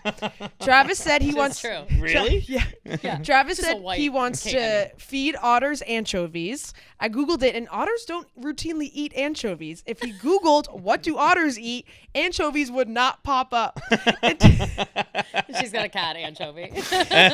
And Taylor says she likes to leave Easter eggs in speeches too. I know that she told Travis, hey, just say anchovy somehow, and then paired up with the fact that she did Gia's suggestion of the mashup of TTPD and Maroon. Maybe I'm delusional, but she's giving you her approval. I just know she will make an effort to meet you guys someday. I'm just so excited and giddy for you too. I love your podcast. I'm a huge Swiftie, and I just love you guys so much. I also need more Bowl and Branch sheets, so can they become a bestie again? Yes. Yeah, Bowl and Branch, come back. Well, I think they hopefully they will. They will be soon for the holiday season. I actually just had a Taylor Watch. Bowl and Branch might still be getting Taylor Watch ad reads right now because I was just on a show where they did a Bowl and Branch ad, and I joined the ad where I was like, I'm gonna be honest, I have Bowl and Branch sheets. I got them using promo code Taylor Watch. Hell yeah! There you go. Yes, that's very funny. Yes. That's a very sweet message. We appreciate that. I will say, very, very sweet. When he did say anchovies, I was like, it's in my head. yeah, she knows who we are. Like, how does she not? How would she not? Maybe she doesn't like listen to the pod or whatever. But there are so many like funny things. When she pulled out these, by the way, she always does this where she'll have the album. This is just like a record case holder, and it was given to us, and they put Pink Whitney on it so we could display it. It's literally just for display. I see. And I was thinking that Pink Whitney came out of that. Okay, no, I see what you no. Well, it did. That's where we store it. That's where we store it. We have to hide it because Pat Bev will drink it all if we don't. That's facts. No joke. Literal facts. Yeah. We've left it in here before, and that's why it's open, and that's and then like Pat the Bev. table sticky. And Yeah. Like, our shot. We had to wash the shot glasses. What a fucking company this I know, is. right? That the Taylor Watch podcast has to hide their Pink Whitney because Patrick Beverly will drink it if he leaves it out. It's literally, and all of our listeners know that. Like, we've bitched. Like, we couldn't be like, Pat Bev, let this place a mess. Like, Pink Whitney everywhere. Yeah. We had to get a new thing because he drank the whole thing. Anyway, but she pulled out to showcase her new album. She like had the vinyl of it inside of a case like this. And so she pulls, out of nowhere, she pulls the case, and I think it actually was like a mint green, but it looked white on the thing. Yeah. So I was like, oh my God. And so we were watching the reveal. Like, there was a moment where Gia and I were like watching live, and we're live on TikTok, and I was like, oh my God, she has our Pink Whitney thing. Like, I almost missed the name of the album because I was so focused on the fact that she had one of these. I was like, I can't believe it. You can literally get it on Amazon. Like, it's not special, but she had that. So we're like, oh my God, she knows. And then just, podcasts in general, like, she's talking about how New Heights is her favorite podcast, which to me says she listens to many podcasts, and we're just her second babe. So you never know. Exactly. But yeah, we all have faith. We've been trying to speak it into existence for manifesting. a couple years now. Yeah, just be like, girl, come through. I mean, we'll just hang out. We don't have to get intense about anything. We can just gal pal. Yep. I certainly wouldn't be surprised. I love hearing that. Like, I would be. Like, when I heard her, she was doing New Heights, I was like, yeah, that makes sense. Yeah. And if I heard she's doing Taylor Watch, I would go, yeah, that makes sense. Amazing. Love that. Love that. You hear that, girl? One day. Makes a lot of sense. And she doesn't have to come on. She doesn't come on. We can just chat. Maybe we'll just go to a hang show. out, feel it out. Maybe do like a little video. Maybe do rapid fire questions with Taylor. Like, who knows? Exactly. Voicemails with Taylor. Like, whatever she wants. Whatever she's comfortable with. Whatever she's feeling. I had that with a guest recently for the first time where I was like, I don't want to interview them, but if they want to go to dinner, I'll go to dinner. Yeah. Literally. Yeah, that's exactly how it is. I think we would have to. Like, we would have to. And again, Taylor, just we can make a plan. I think we'd have to go to dinner first and get like our jitters out. Like, First, we need to go to her house first so we could like cry on the floor like Gracie Abrams. Right. And then we'll get used to it, and then we'll feel like we're friends of a couple of anxiety attacks. Maybe eat like some sourdough to like fill up our stomachs so we're not too nervous. Do the whole thing, and then do the interview like the next day when we're all friends. Yeah. Good point. The vibe is better. I like that. Yeah, that's right. Okay. Hey, Taylor Watch Queens. First off, I'm so glad y'all are back. Y'all are very, very missed. Something I noticed during the New Heights podcast last night and this morning, because of course I'm rewatching again on YouTube, when she said towards the beginning about how she's learning so much about football and not ready to be an analyst, but give me 16 months. 16 months from yesterday is her birthday. That feels like too strong of a coincidence just to be coincidence, especially with their talk later in the pod about numerology and Easter eggs. Thoughts on what it could be? Maybe releasing the debut Vault songs, since that'll have been a bit over a year since The Life of Showgirl has been out. Love the pod, and so glad y'all are back. Melissa. Thank you, Melissa. Shout out. I love that. I think that's a funny way to think about it. I would think more along the lines of like 16 months from now, football analyst, whatever, that'd be like football related versus personal album related.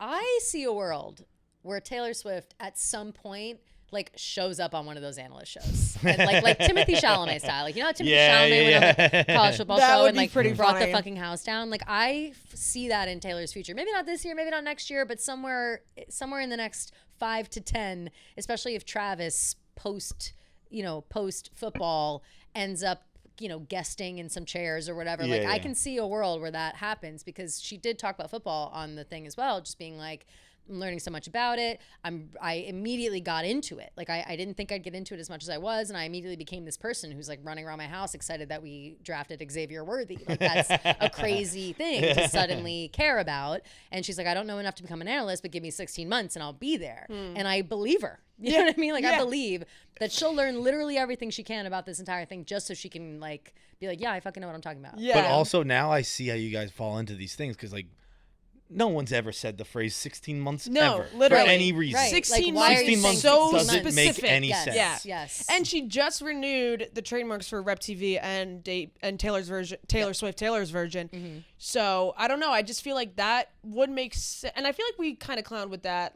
around her birthday last time. Definitely. Debut maybe coming out. Yep. But yeah, I don't know. I feel like if the timeline of it all is what we're paying attention to, debut coming out during her birthday would be like very serendipitous, very Absolutely. like full circle moment. So I could see that happening, and I would love that. And I still think we definitely have to keep our eyes peeled for debut and Rep, but probably not till 2026 for a while. I agree completely. Also, just for the people at home, December 13th, 2026 is a Sunday. Oh, so she's gonna be on the NFL panel. Yeah, she'll be on a panel. She's gonna be on Sunday Night Football, analyzing with the game Jason. on her birthday. Yeah, yeah. You know what I'm saying? Wait. Yeah, does and Mondays. Jason already works. Yeah. So it's December 26th. Is it Monday night? December 13th Yeah. is a Sunday. Sunday. Sunday.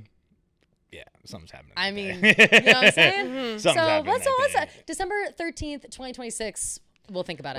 We're keeping an eye out for Keeping an eye out Selena. for Selena on that day. December 13th. If this, this isn't now. Again, now I'm starting to clown over Yeah, here. of course. Of course. Like, It's fun to clown. You don't say the phrase. No one's ever said 16 months. No one said that. 16 No. months is not a time that Unless you. you're like talking about your baby, your newborn baby. Yeah, exactly. Yeah. Right. Yeah, you Nobody can't talks like measure that. anything. Yeah, no. Ask me right now. I don't know what year it is in 16 months. No. And so no one's ever said that. If it falls on an NFL Sunday, she said like something. I don't know what it's gonna be. Something has to be happening. Exactly. Agreed.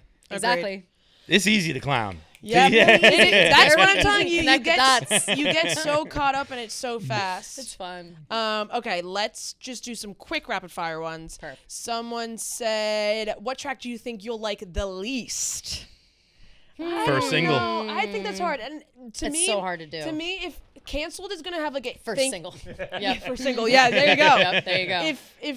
If Canceled is gonna have like a "Thank You, Amy" type of vibe, Yeah. I don't know if I'll like it because I just don't really like those types of songs. Like, Yeah. I don't really like I've talked about this before. I'm not an anthem type of girl, so I don't really like a "You can't cancel me, you don't have me." Right. Like, Which I'm with you on that. Yeah. Canceled. I see that. Canceled is definitely one of those ones that could be great. Yes, It or it could be a it's- little cheesy almost. This is Canceled is the equivalent of performing at the halftime show when Travis is playing. Yes. Like, Yeah. you could nail this. Yeah, and it could yeah, be yeah, unreal. yeah. Yeah. It's also it's a tight one. Or it could flop. It's yeah, a tight yeah. squeeze. Yeah. I would say this. I feel the same about Wishlist. I keep saying, talking about Wishlist with the dollar signs in it. I hope it's cheeky. I hope there's a reason behind it. Because otherwise, it's like, what do we, is she going to be like rapping? Like, what's the deal? So. By the way, that is potential for me. whenever rapping and Taylor Swift comes up, I have to mention that she's the best rapper on Endgame. Oh, without for question. sure. And I bury washes hatchets, but I Future. keep baps of where I put 'em. I think Future's the worst rapper on that song. I don't know about Future how sucks his on that song. Ed Sheeran. Swear I don't love Yeah. the drama. And then- it loves me and I can't. Well, sorry, I can't sing the anymore. the Taylor too Swift good. T-Pain video is still to this Yeah. day. I'm probably my like favorite. 8 foot long, long head to the floor. I love that Bro, one. I remember when I first saw that video, I was like, I think someone just showed it to me, and I don't know if they give me context, and I was like, hang on, is Taylor becoming a rapper? Right. Well, it's so. I mean, she's just so good at everything she does, and she's so funny. And I feel like that's what people forget, how funny she is and how she's in on the joke. Like Yes. she is not the joke; she's in on the joke. Which is why I'm so happy you said that, because I do think with Swifties, I think they defend her too much. Like when I say Swifties, I'm not referring to you guys. I'm referring to like I get that. I get what you're saying. like, because a lot of times where it's like, yeah, she probably just thinks it's funny too, dude. You know what I mean? Yeah. Like, I think that in itself is this need to always feel like we need to stick up for her because of how much that has happened. And I think a lot of people back during like Reputation era, right before that, when everyone was shitting on her all the time and everyone jumped on the bandwagon or whatever, I feel like a lot of people are like, they're like, we won't let that happen again. Right. So they have that And then when the energy. world's in your corner, which Yeah. it is now, Yeah. it's easier to be like I remember seeing something with the Maddie Healy thing a few weeks ago. His mom said something. Yeah. And I was like, Taylor is 100% laughing about that. Yeah, she's thinking for fun. Right. Yeah. Or She's like, she's an I asshole, bet she probably didn't even see it. Probably not. Right. Yeah. She also was like, I'm very offline. She's like, literally not She online. was like, at all. I have my ways of like seeing what my fans are doing and like knowing like what they want and stuff like that, but I'm like very offline. Like if my name's in a You headline, have I to don't be. read Yeah. it. Yeah. To be, you have Yeah, to she be. says, Yeah, it's none of my 100%. business if my name is a headline, essentially is what she said. A lot of these messages are saying that the shiny bug, going back to shiny bug and Pinocchio, they're saying that Jiminy Cricket is the shiny bug. I saw the Jiminy Cricket of it all. And Jiminy Cricket's not very shiny though. He's just got a top hat. Yeah, but he sparkles. I thought he has like sparkles sometimes. Jiminy? Yeah, I don't know.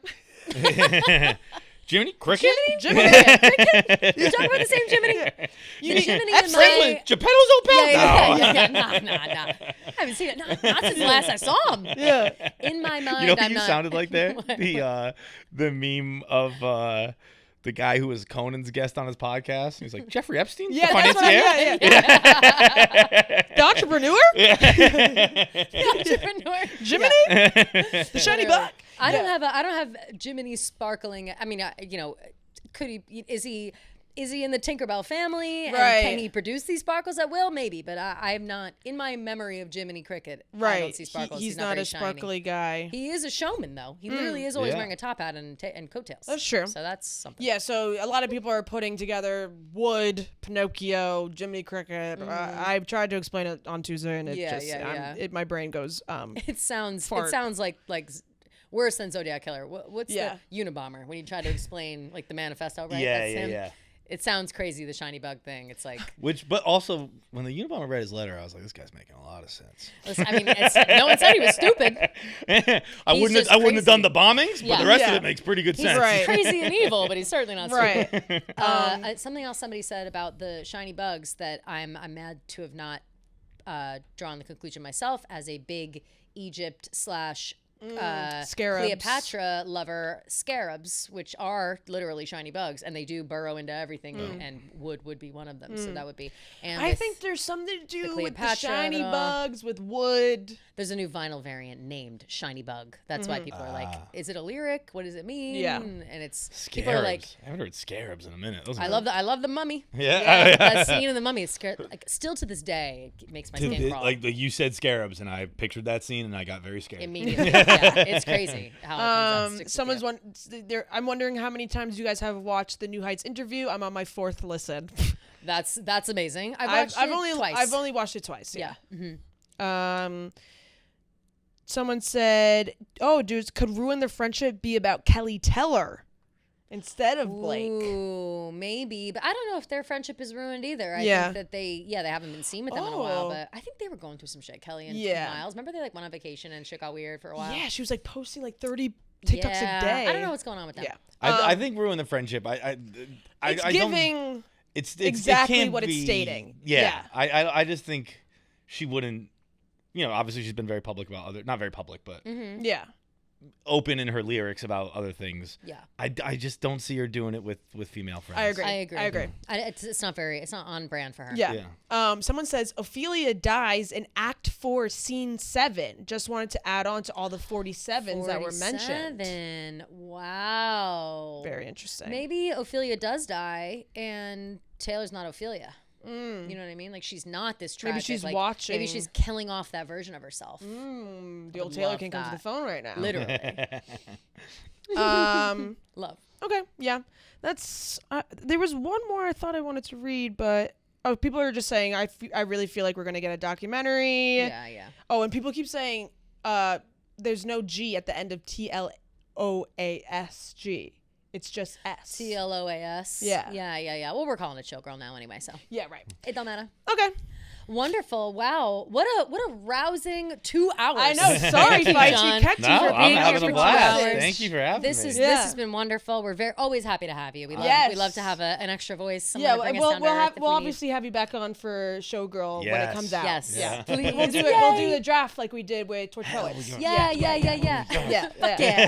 That was super fun. You being hype about it makes me happy. It's amazing. Very cool. So, okay, if everybody that's here, we are going to transition into our Summer I Turned Pretty recap, episode 7. At this point in time, neither of us have seen it. We've seen a couple spoilers. We've seen that there are a couple Taylor Swift songs in it, and that it's explosive. So stay tuned for our recap coming right now. All right, here we are. We're back. Woo woo. We're here to talk about episode 7 of the Summer I Turned Pretty. What an episode. What a whirlwind. Before we get into it real quick, as we're recording now, it's Thursday morning. There's currently a third countdown happening. Yep. Definitely going to be another vinyl variant. Yep. I was nervous, but but I made the Instagram caption, get your wallets out, ladies. Yeah. But I mean, let's be real. Like, that's what it is. But so something though that we're noticing is that every countdown this is now the third countdown in the last week. Yeah. And so since the start, since Monday. Yeah. No, since Thursday. Wednesday, you mean? Yes, sorry. Yeah. So literally a week. Yeah. Wednesday, the countdown started with 5 hours to go. The countdown on Monday started with 4 hours to go, and now the countdown today started with 3 hours to go. Mm-hmm. All of them counting down to 2 p.m. Yeah. Just depending on whatever time. So we don't even know what's going on, but that we won't know until Tuesday. We're literally having a countdown for a countdown. So yeah, countdowns for countdown. Yeah. So yeah, keep your eyes peeled at 2 o'clock. I don't know what time you're listening to this, but you probably will know by now what's going on. My prediction for sure is another vinyl variant. 100%. Yeah. I refuse to let my brain wander anywhere else. Me neither. Yeah. Oh, and it is 12:12 right now. Wow. Perfect. But okay, so let's go. We've got the let's go. Okay, let's go. Yeah. Some Right Turn Pretty, episode 7. Another episode where I am just like, what the fuck? Save my boy Conrad. For real. Yeah. Like, Conrad is, no one is put through the ringer more than Conrad. And, but here's the thing, like, we'll go down line by line and minute by minute of the show, but leaving this episode, I feel bad for Conrad, but I'm now also finally empathizing with Belly a little bit. Yeah. Because I do think that Belly is so hurt and so like stuck in this feeling, like she was embarrassed and felt foolish, and it's really hard to come out of that. Kelly, I'm so happy you said that. Yeah? Because I feel like everyone on the internet has been so mean to her after this episode. Agreed. And I really am happy that you are on my side, because I'm empathizing with her too. Listen, I've been there. You know what I'm saying? It's like people have been there where it's like you throw your whole fucking soul and life and mind into loving someone, and they embarrass you and they push you away, and you take it for face value, and somehow that's your fault when they come back around. Like I can understand both sides of the situation, because it's like Belly doesn't, it's really hard to love someone fully and then have your heart broken just to be like, oh, just kidding, it was all because I was thinking of you. It's like, I don't know. Yeah. I've been in that situation, and it fucking blows. Totally. Like, it's not as easy as the night before, literally the night before the wedding, 2 nights before the wedding, it's like crazy. The timing. Wait, I just want to read this one TikTok, because this girl, it described it perfectly with Belly. Love. She said, I'm getting so annoyed with the lack of understanding people have with Belly this season.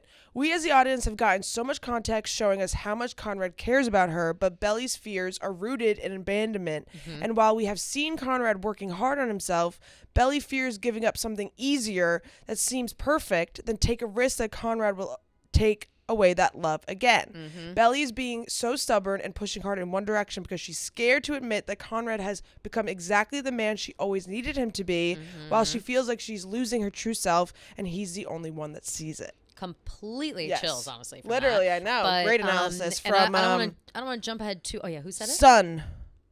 Her username is Sana Farah. SANAAFARRA. Shout out. Love it. Shout out. Yeah. Not to jump too far ahead, but there is a point, and we'll break it down. But she says, what did she say? Shoot, wait, I'm looking at my things here. Oh, and there'll be a lot of discussion about it. It says, when she's talking about Jeremiah to Conrad, and he's obviously shitting on Jeremiah and whatever, and she was like, he loves me no matter what, and he doesn't take it away when things get hard. Yeah. That was like I was like, that's valid as fuck. Like, absolutely valid. That is valid. Fuck. And all right, so let's start at the beginning, because that's obviously we want to talk about the end, but there's a lot that happened in the episode. The episode opens up. Yep. The wedding's in 3 days. Yep. That I think is important for timelines. Yep. Wedding's in 3 days. We're in the cousin's house. Yep. Belly is putting in her AirPods to listen to the wedding weekend playlist. Ooh. And the song is Juno. Like, literally gonna throw up in my mouth. Which is so unfortunate, because I love that song, but not when I'm thinking about Belly and Belly and Jeremiah. Oh, gross. So, we're hearing a little bit of her inner dialogue, thank God, because I feel like what this show is really missing is Belly's inner dialogue and her thoughts. Because I completely agree. The way she acts. Especially now. Yes. Like, now is the time where I want to hear her inner monologue. Like, tell me what's going on in her head. She's basically convincing herself that the surfing incident didn't matter. It was just a hubbub of a thing. But Conrad just can't stop injuring himself all of a sudden. I literally wrote, is Conrad hurting himself on purpose to get Belly's attention? Yes. Because obviously he is. 100%. Like, the most transparent shit of all time. Like, he saw her, jump into that like maternal mode, that like doting partner, whatever, and now he's just trying to capture that moment again. Yep. And he's electrocuting himself. Literally electrocuting himself. It's like, come on now. It's so cute. There's so much tension between them. Like, you can literally cut it with a knife. Yeah, it really is. I have lingering gaze that they're checking out that scar. Yep. It's so much chemistry. It's crazy. It's crazy. So that kind of establishes that there's definitely still some tension between Belly and Conrad.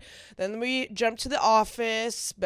Steven and Denise are late to get to Cousins because they're working so hard. At this point, I hate Denise. I hate new Denise as much as old Denise, and her character is low-key pointless. That I will admit that I changed my mind about her by the end of the episode. Yes, she surprised me. She surprised me as well, but at this point, I'm annoyed. And I also, obviously, like, Denise for the first however many episodes, 5 episodes, was like kind of a bitch and a power. She's focused on work or whatever. And then she spends 5 minutes with Steven outside of work, and now she's like this like sweet as pie. Yeah. And she's like, we're gonna take the train and whatever. And I'm like, who is this new Denise? Yeah. Like, I don't know. Denise in love. Yeah, stop. Yeah. Like, I don't know. So I was annoyed by her for a second, but yeah, I agree. We'll get into it. Yeah, they're flirting, blah, blah, blah. They're saying we'll take the train together to Cousins, whatever. So then Jeremiah arrives to Cousins. Belly's super happy.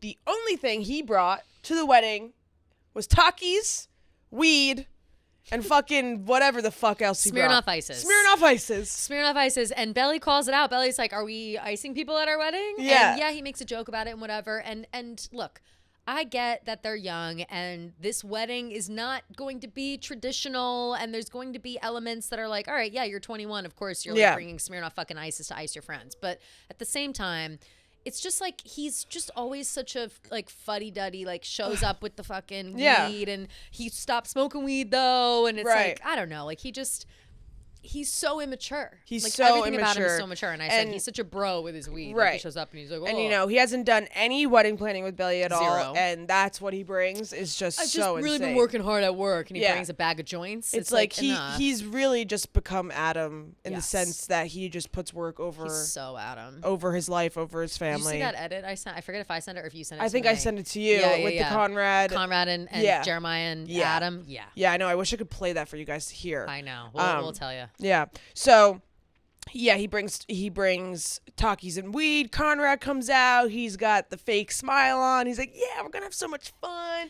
We're gonna do a bar crawl." I said, Conrad is such a good sport with the bar planning. Like, he comes out, and for a moment, I was like, first of all, this is the best acting I've ever seen. Second of all, like, just out of a brother for a brother, not like Chris. They're all acting great. Yeah. But him coming out and being like, "Oh, what's up, bro?" Blah, blah, blah. Like, in that moment, I was like, "Oh no, this might be." Conrad's gonna make this nice. Yeah, like, this is gonna be like, this is gonna be a moment. That just shows how mature Conrad has gotten, and the work he's put in. Absolutely. But I literally have Conrad is so fake. LOL. All. I feel so bad for him. I do too, because he really is trying, and I think that like, especially because it's his brother. I don't know. Like we both have brothers, so we know how that is. We are not, we're sisters, so it's like a different vibe. But I just could never. I can't imagine a world where like, my brother's not a piece of shit, I guess. Is really what it comes down to. Like, I don't know if I would be so anti, like, I don't know. It's just so messy for a family. It's so messy. I cannot understand it because it would never happen. Yeah. You know what I mean? Like, it just is not the same. And I do feel like they kind of touched on that later on in the episode when Annika was like, this friend group is messy as fuck. Yes, which in itself is hilarious. So So after Conrad does his little fake bar crawl, whatever, we go to the hotel. It's John and Laurel. They're checking in.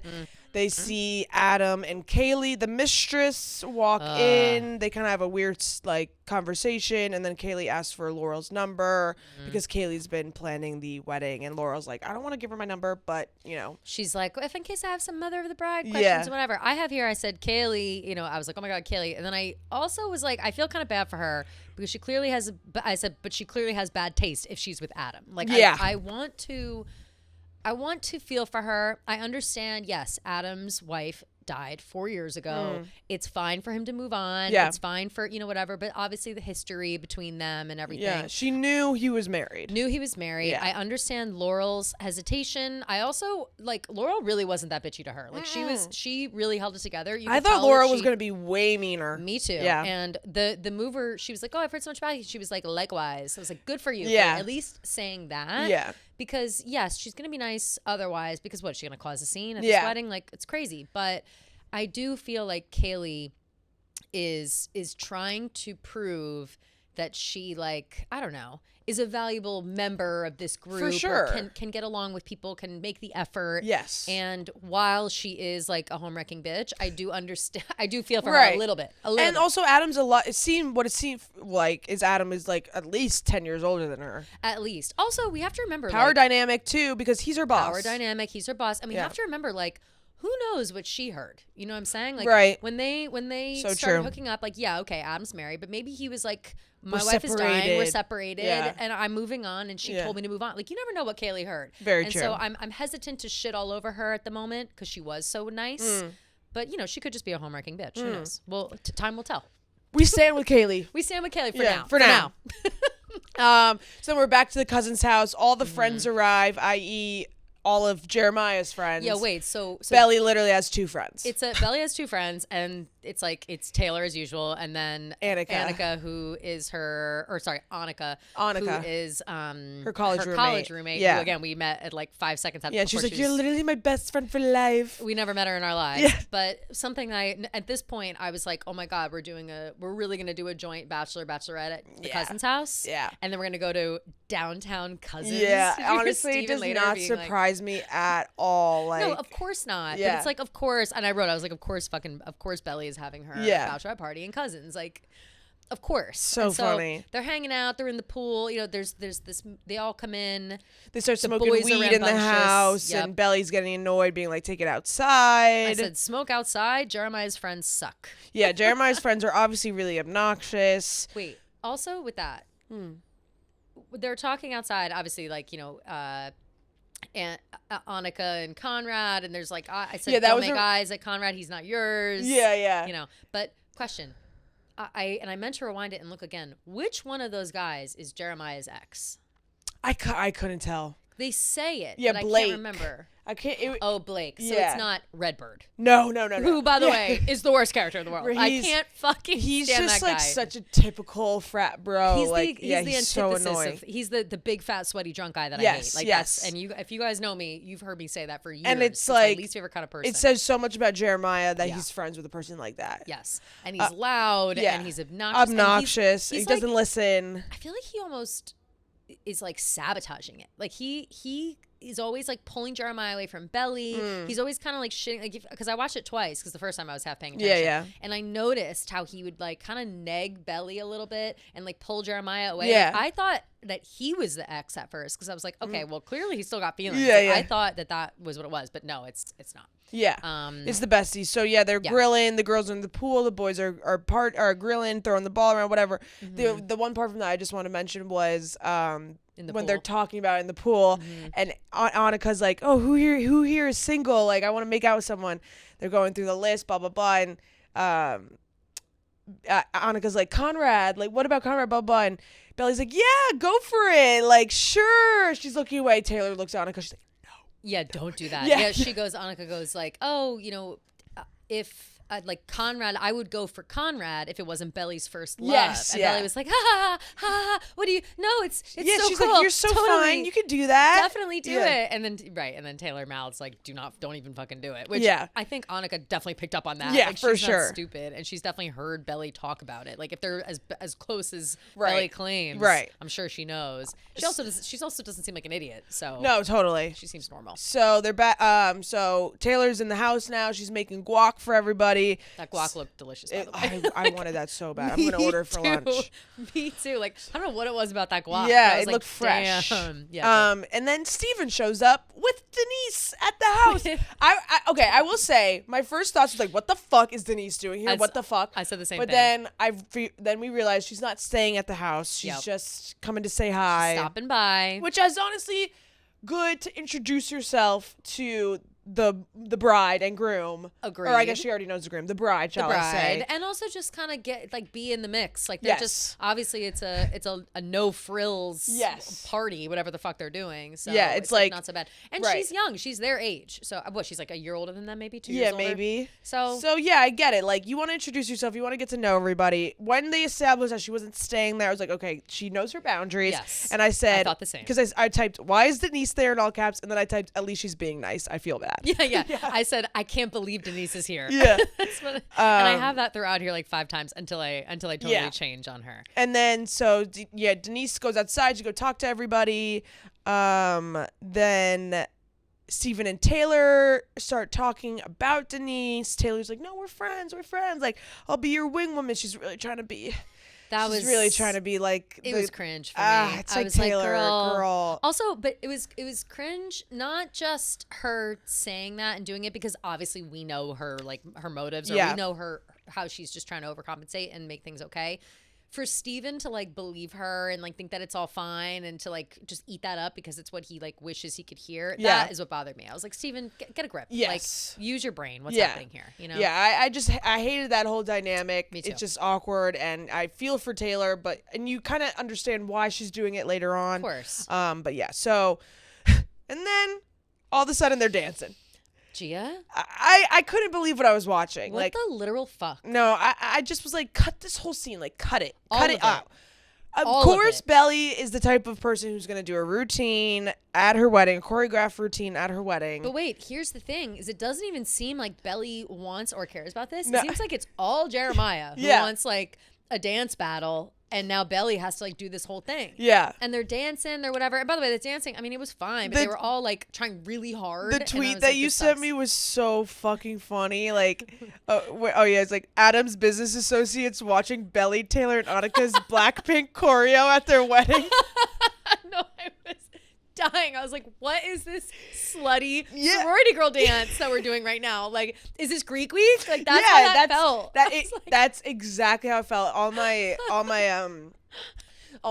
sorority sisters and I, when we were talking about our group chat, we were like, my God, this literally reminds us of Theta when we had to do a routine Greek dance. Week. Yes, it's crazy. And then, but I was dying at them. They're doing the dance. They're sick of it. They look miserable doing the dance. And then Taylor's like, what? Don't you guys want to go viral? And they're like, no. That's when I was like, they don't give a fuck about Crazy lie. this. Don't you guys want to go viral? So funny. Those are the Taylor moments. always has those lines. She really does. But she really cracks me up. Yeah. Because even that is very funny to say.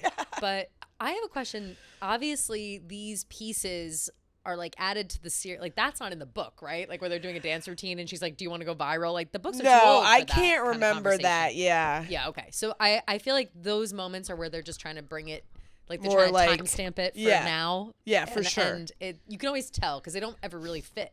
They always seem so strange. And Conrad dancing was so cute. It was really cute. But again, the dancing with the guys was the most offensive thing I've ever watched. Jeremiah. Jeremiah with this. Jeremiah and see, that's why Conrad is cute and Jeremiah's cringe because Conrad dances and he knows he looks stupid and he's silly, whatever. And he's joking. Jeremiah is dancing and he thinks he looks so hot. No, it was he's gross. Body rolling. He's flirting. Oh, and Denise is sitting in the chair. Yeah. As the placement Belly. Yeah. She's playing, and she was being very funny in this. She was this is so cringe. Yeah. It's yes, girl. She was like, agreed. ew, I do not like this at all. Yeah. And Jeremiah Steven was taking the opportunity to flirt. Yeah. And Jeremiah was really feeling himself, and I just hated that so much. So bad. Everything about it was horrifying. Horrifying. My brother was texting me too. He was like, "What the fuck is literally going on here?" put those thrusts away. Stop thrusting. Enough. Absolutely enough. So after the dance routine, Jeremiah and Conrad are talking on the couch. Jeremiah says that Adam offered him a full-time job, and Conrad's like, "Wait, what? Shock, surprise. Is that something that you want to do?" Are we surprised by this? I kind of was. But I also wasn't. Maybe in the beginning of the season I would have been more surprised, but with Adam being like, "Oh, you've been really taking a lead here, blah blah blah," and he found that mess up, so I guess I'm not that surprised. True. So he doesn't seem, it's so oh, he didn't even finish college. He's doing like an internship with his dad, and his dad offers him a job so he can then do his classes online, but like be working this full-time job. Like, yeah, of course, it's like ideal scenario for someone in Jeremiah's position. But I feel like with all the shit that he's been getting at work, it's like this is just gonna make it worse. And almost. Like Belly's literally giving up Paris, but he's gonna take a job. Like it's just like, and in obviously, Boston? he's like obviously is not his priorities are not straight, and really he's aren't. just slowly morphing into Adam. And I think he's just thinking about himself. Yeah. When he's supposed to be thinking in a duo unit now. Yeah. Yeah. He's supposed to have of his partner, and he's just not. Yeah, and I think Conrad kind of starts to get a little like frustrated. He's kind of being like, he rolled his eyes. Yeah, he rolls his eyes. He's like, you can do so much better. Jeremiah kind of changes the subject after he says that, and is like, he says, thanks for fixing the house and looking after my girl. Yeah, that which was is just weird. like so weird and Really so weird. unnecessary. And Conrad just like doesn't say anything, and the conversation continues on. This is the first we're seeing of Jeremiah in this episode specifically, kind of like trying to have like a pissing contest or like a tell him what's what. Like, thanks for watching my girl. My like, girl. Yeah, like, that's weird to say to your brother, and you guys have been all friends for your whole lives. Yeah. Like I feel like that it's it's got threatening undertones. Yes, exactly. Threatening sure. undertones for sure. For sure. So Belly's cleaning up some of the empties and all that stuff from the party. Conrad comes in, starts helping her. They're talking. All those White Claws. Yeah, oh my God, so gross. And they hear a vase shatter, and that's the vase that they got together when they went to Michael's. I know. And Conrad goes, "Our hurricane vases." Wait, but why did he call it hurricane? I feel like I missed I missed them calling it hurricane too. Me too. Because when they're in Michael, she's like, "Should we get the little ones or the big ones?" I saw that clip, and he was like, "The big one." She's like, "Me too." But then what was the hurricane part? Like, is that what they were called? Yeah. Or what? Like, maybe that's what they're called. I don't know. I missed that too. But that was a hilarious part. Yeah, our like, hurricane vase, which is so cute she and was like, sad. at least they're getting used. Or whatever. And they had like a really sweet moment. And in that moment, it was like, oh, just like old times. Yes. And then Jeremiah walks in. He's like all over Belly, whatever, and he starts helping clean up because Conrad is helping. Yeah. And Belly's like, Jeremiah and I can do it. We got it. And it's Conrad also like, is sad. It's also like, of course, Jeremiah's friends are breaking glass. Yeah, right. Cousins. Like, this isn't some rager. It's the middle of the afternoon. And literally. And there's 10 of you guys. There's 10 of you guys in total. And all you're doing is like smoking weed and drinking White Claw. Like, it's not like you're ripping shots and it's you know what I mean? It's like, how did that even happen? Yeah. It was Redbird. It literally was Redbird. Yeah. It's the fucking worst. So then, oh God, this scene was just so brutal. Oof. Brutal. Belly's getting ready. She looks amazing. So gorgeous. And so hot. Jeremiah comes in, he's like, I haven't seen you in so long. I miss you. He's a little toasty, he's a little tips. Yeah. Belly's kind of like, oh, like we have to get ready. Like everyone's going to be here soon. They start making out. And then Jeremiah's like, oh, we can we have some time. She tried to deny him from like hooking up at least 3 times. Yeah. And he just kind of being like, we have time. Like you can just tell she like wasn't in the mood. Not into it. Yeah. And I just said like they have no chemistry whatsoever. Like the entire time I was watching them make out, I was like, oh, this is really, really painful to watch. It was so brutal. I said worst sex scene ever. Belly did not want to be there and I couldn't wait for it to be over. 0 sex chemistry. Yeah. Like absolutely 0. And I don't even know what they played, like a song I'd never heard before, or maybe I've heard before. Yeah, I called haven't. Girl, GYRL. I meant to look it up after because I don't really know the lyrics. GYRL. I haven't heard that song either. Lyrics. Oh no. It's so confusing. That's not it. Oh. Girl song lyrics. Girl song. GYRL. Oh, I think Girl is the maybe band. The band? Yeah. Okay. So then they played some song by the band called Girl, GYRL. I don't know, but it sounded kind of like sweet at first and like a little bit, like Bon Iver-esque maybe. I don't know. And I was like, oh, okay, is this supposed to be a sweet moment? But it did the exact opposite for me where I was like, I'm literally uncomfortable watching this. And if that, obviously that's the intention and that, they knocked it out of the park because it was so, and I feel like that's a girl experience where you're in the middle of something, you're focused on something else, and like your boyfriend comes up and he's just like trying to fuck, and you're like, I'm not, like, I'm busy right now. I'm focused on other things. Like I'm not now gonna like take myself out of whatever I'm up to make sure that you feel good right now when you have selfish intentions. Like, you're not noticing that I'm obviously in the middle of something. Like, Belly was clearly like stressed out or like panicky or whatever, like worried. And I don't know, just not feeling like herself. And instead of like being a sweet husband, supportive, whatever, he comes in and he's just looking for sex. And I hate that. I hate that for Belly, and I hate Jeremiah for that. 100% agreed. So then after that, they are out. Oh, besides that, sorry. After they have sex, they're like in bed and they're like, we should meet up tonight after the party because like they're going to go their separate ways for the bar crawl. And downtown cousins, they have to be across the street from each other the whole time. So Belly's like, let's meet up. We're going to do our like twin telepathy to figure out where they go. Jeremiah says the pool. Belly's like, oh, I was thinking beach. I was like, they literally think they can read each other's minds when they can't. They don't know each other. They can't. Like, obviously, Belly wants the beach. Belly loves the beach. Like, it's always Belly with the beach. It's always going to be the beach. Yeah, so... Did you see that side by side, the photos? It was like, of course, Jeremiah wants the pool and Belly wants the beach because Belly's memories, like romantic memories of the beach are like her and Conrad. And Jeremiah's romantic memories with Belly are like in the pool when they made out and they like fucked in the pool. And yeah. And 100%. Like, he's just one track mind kind of guy. Can't and like without her even realizing it, she's thinking about Conrad. Of course. So they agree that they're going to meet up at the beach after the bar crawl. Yeah. So then they are out on the town. The boys are drinking, the girls are drinking, they're about to get shots, and Annika asks, who's better in bed, Jeremiah or Conrad? Hilarious. And then Taylor goes, no, I have a better question. Who's bigger? Crazy questions by the girls. I know. Crazy questions, but like by the girls. valid, honestly, valid. And she didn't answer any of those questions. So I'm like. No answer is an answer in and of itself. Exactly. Yes. Another thing to note in that moment is, they go into this bar. Belly goes up. She's looking for shots. She requests 10 shots for, for this game that they're playing. And the bartender gives her 10 shots for free. Yeah. That's crazy. Especially in like a beach town. Yeah. But also the game they're playing essentially is like, you have to take a shot for every your guy body you count. Slept with. And I said, if I had to take a shot for my body count, I'd be dead. No, I would be dead. I'd be in the hospital. There's not even the hospital. Like if they was like, oh, take all this and you're allowed to go to the hospital, like I would be dead. Yeah. Like, there's just no way. So I probably need my stomach pumped, like maybe, like I need my stomach pumped like a quarter of the way through. Yeah, like, there's no right. In what world? So that was so funny. So, the lack of answer is a big answer. And then it kind of goes to the boys. They're talking. Conrad and Steven are talking. He asks about Denise and they're like, oh, she's great, whatever, blah, blah. And Jeremiah goes, she's as hot as Taylor.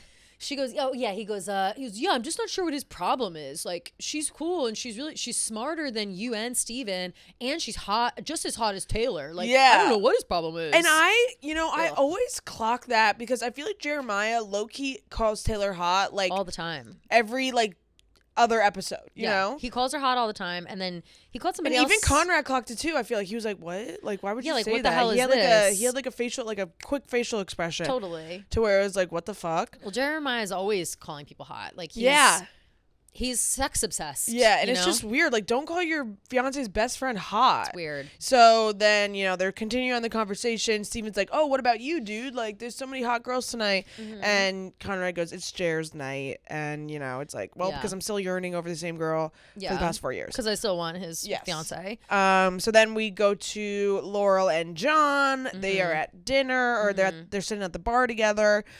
She says that Kaylee's texting her nonstop, and John's like, she's only texted you 5 times. Yeah, which is a lot. I think that John, I wrote here, I said Laurel and John are the most mature people on this entire show, and I ship because they had major ship, because they had a really real conversation. And again, like, it kind of ties back into the Kaylee of it all. Mm-hmm. John was like, she calls her like Kiki. Yeah, calls her yeah. Which is she's funny. Like, Kiki's texting me. Yeah. But I think that John made a really good point, being like, you're not mad that Kaylee's here and she's texting or whatever, you're upset that Susanna's not. Yes. And immediately Laurel's like, that's the fucking thing. Like, so and it's true. Like, again, it's been 4 to 5, almost 5 years at this point. Yeah. Not that means like, oh, we get over it, we forget about our friends. But of course she's still grieving. Of course it's dredging up a lot of memories. This woman being here, whether she has the right to be here or not, it's gonna...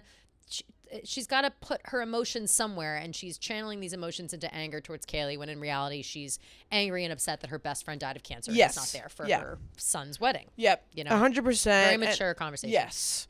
And, Laurel starts to get her flirt on. She's like, remember my bachelorette party? Like, we went to the strip club, and then I came home and showed you some moves. She's like, I never had one. I never had one. He's like, how do you not remember? Like, you and Susanna went to the strip club or whatever. Then she goes, yeah, I'll have to remind Steven that his first lap dance was in utero. Yeah. It's like, Laurel. Which is crazy. Laurel has no filter sometimes. She went to the strip club pregnant. Yeah. Like, okay, girl. She's so Pop funny. Off. No judge. And then she's like, and then I came home and I showed you what I learned.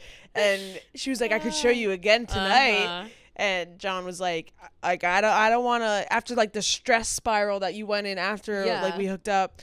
Like, I don't want to do that again. And she was like, are you sure? And then they started making out. I'm like, okay, get it, girl. Listen, their kids are busy doing their own shit. Yeah. It's time for them to reconcile. It's time for them to come back. They don't have to worry about, they've lived enough life now that they can come back together. 100%. And I really am going to ride hard for that, I think. The girls are walking through the streets of Cousins. Annika stops into like a candy store. So it's Belly and Taylor. They're standing outside the store. Belly's crunk. Yeah, crunk as fuck. She's telling Taylor that, she loves her. She's so appreciative of everything she's done for her with the bridal shower, blah, blah, blah. And then she's like, and you got my mom to come. Like, I have no idea how you did that. Taylor's like, no, I didn't. I thought that, I thought something else, she's blah, blah, changed blah. her mind. Yeah. And Belly's like, oh, that's weird. She's like, I tried. Taylor was like, I tried to get your mom. And so did, and Lucinda also tried to change your mom's mind. But neither of us were successful. And you can kind of see it on Belly's face that she's like, weird, huh? She turns around, we see the boys, they're turning the corner onto the same street. She sees Conrad. She's like, I can't, like, Conrad has been helping me, like, my entire life. He's gone out of his way to help me my entire life. And then Robin starts playing. Way to go, Tiger. And it's a flashback. Higher. So cute. It's a flashback. So cute. All the boys want to go to their arcade. Belly wants to play. So little Conrad's like, okay, meet us in an hour. Little Conrad's in charge of all the kids. Yes. Cute. So she goes to this glass store. She's playing with the little unicorns. She loses track of time. And sorry.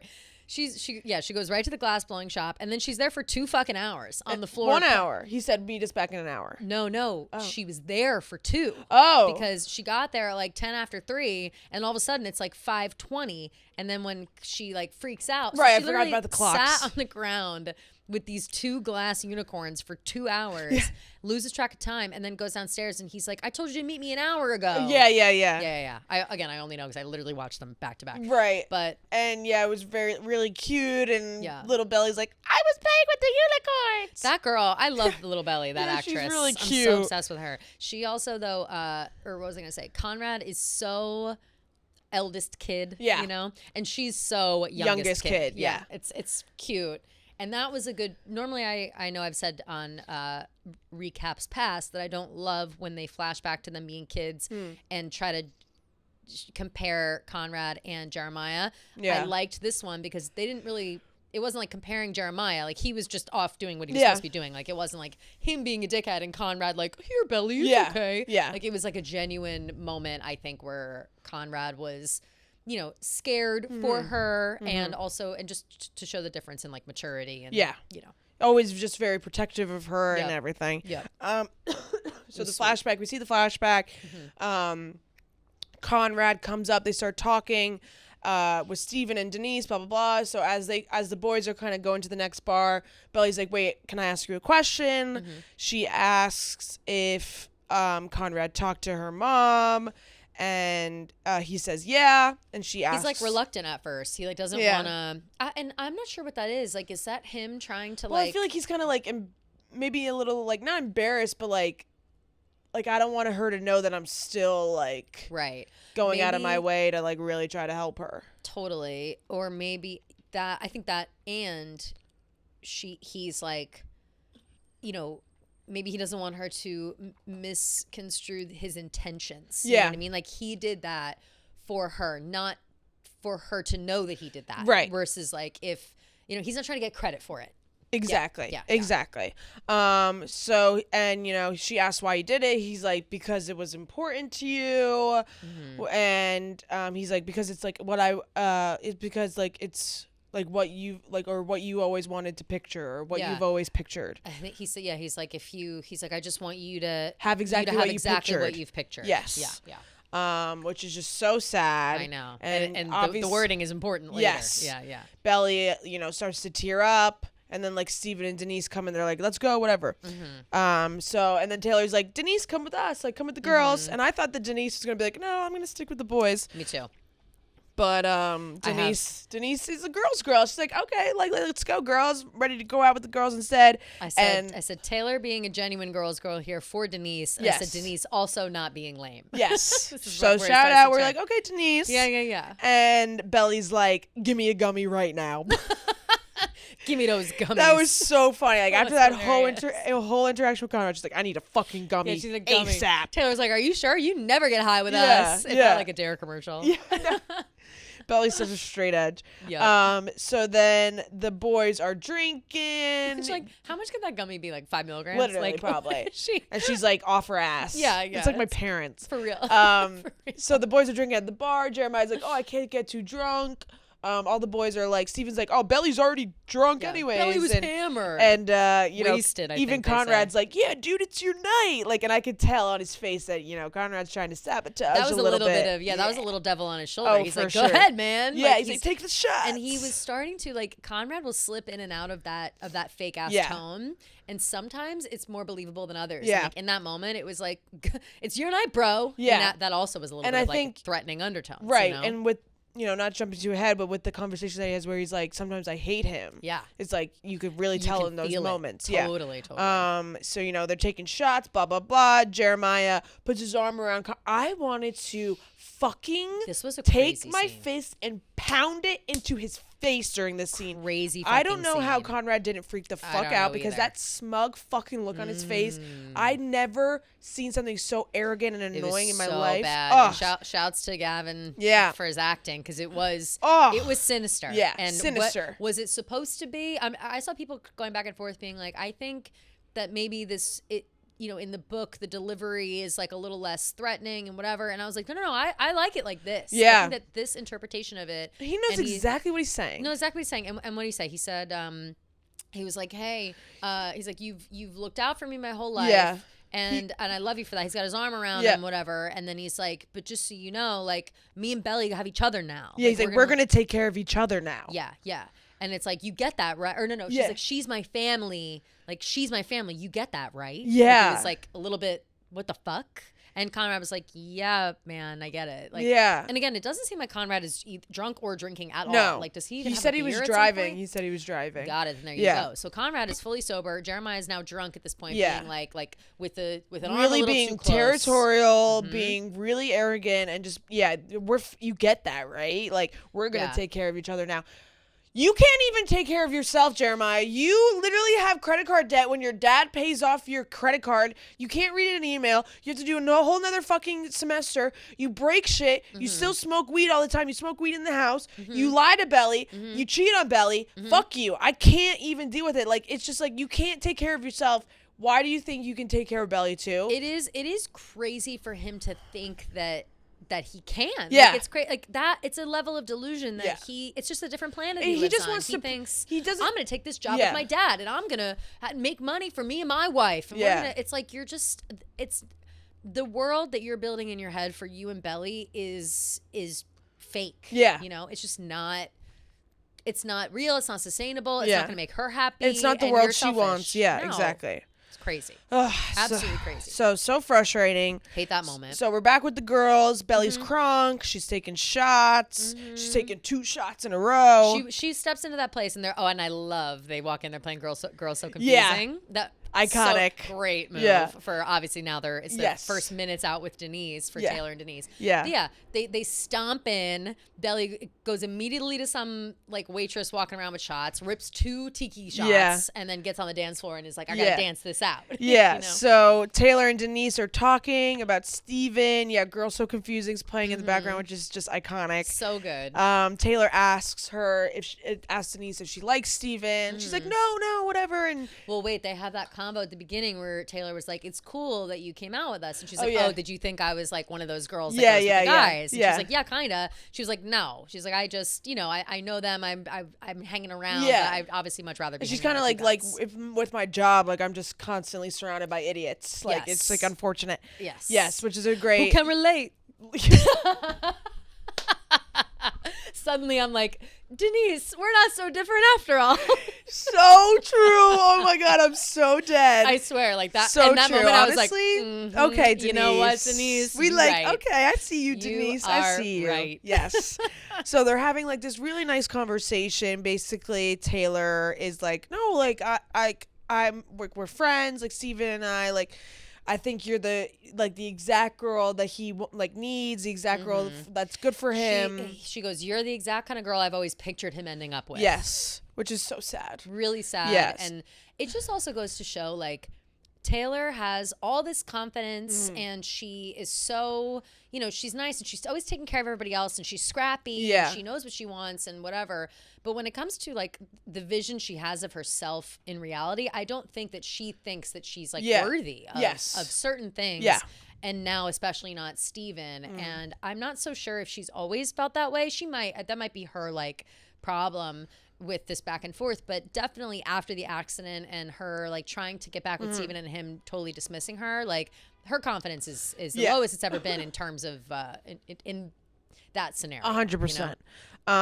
So Taylor basically is like, you should call him. Like, you should call him. And she's like, okay, I'm going to call him right now. Yeah, she goes, oh, you're going to call him right now? Yeah. Okay. Yeah. And then she like disappears. Which was funny, yeah. Which, by the way, Denise, I'm pretty positive is that like maroon leather dress she was wearing. I think your sister has the same dress. I think your sister wore it to Ria's bachelorette party. That's funny. The whole time I was like, I thought I recognized recognized it. Yeah. Yep. Very cute dress, I will say. Super cute. Yeah.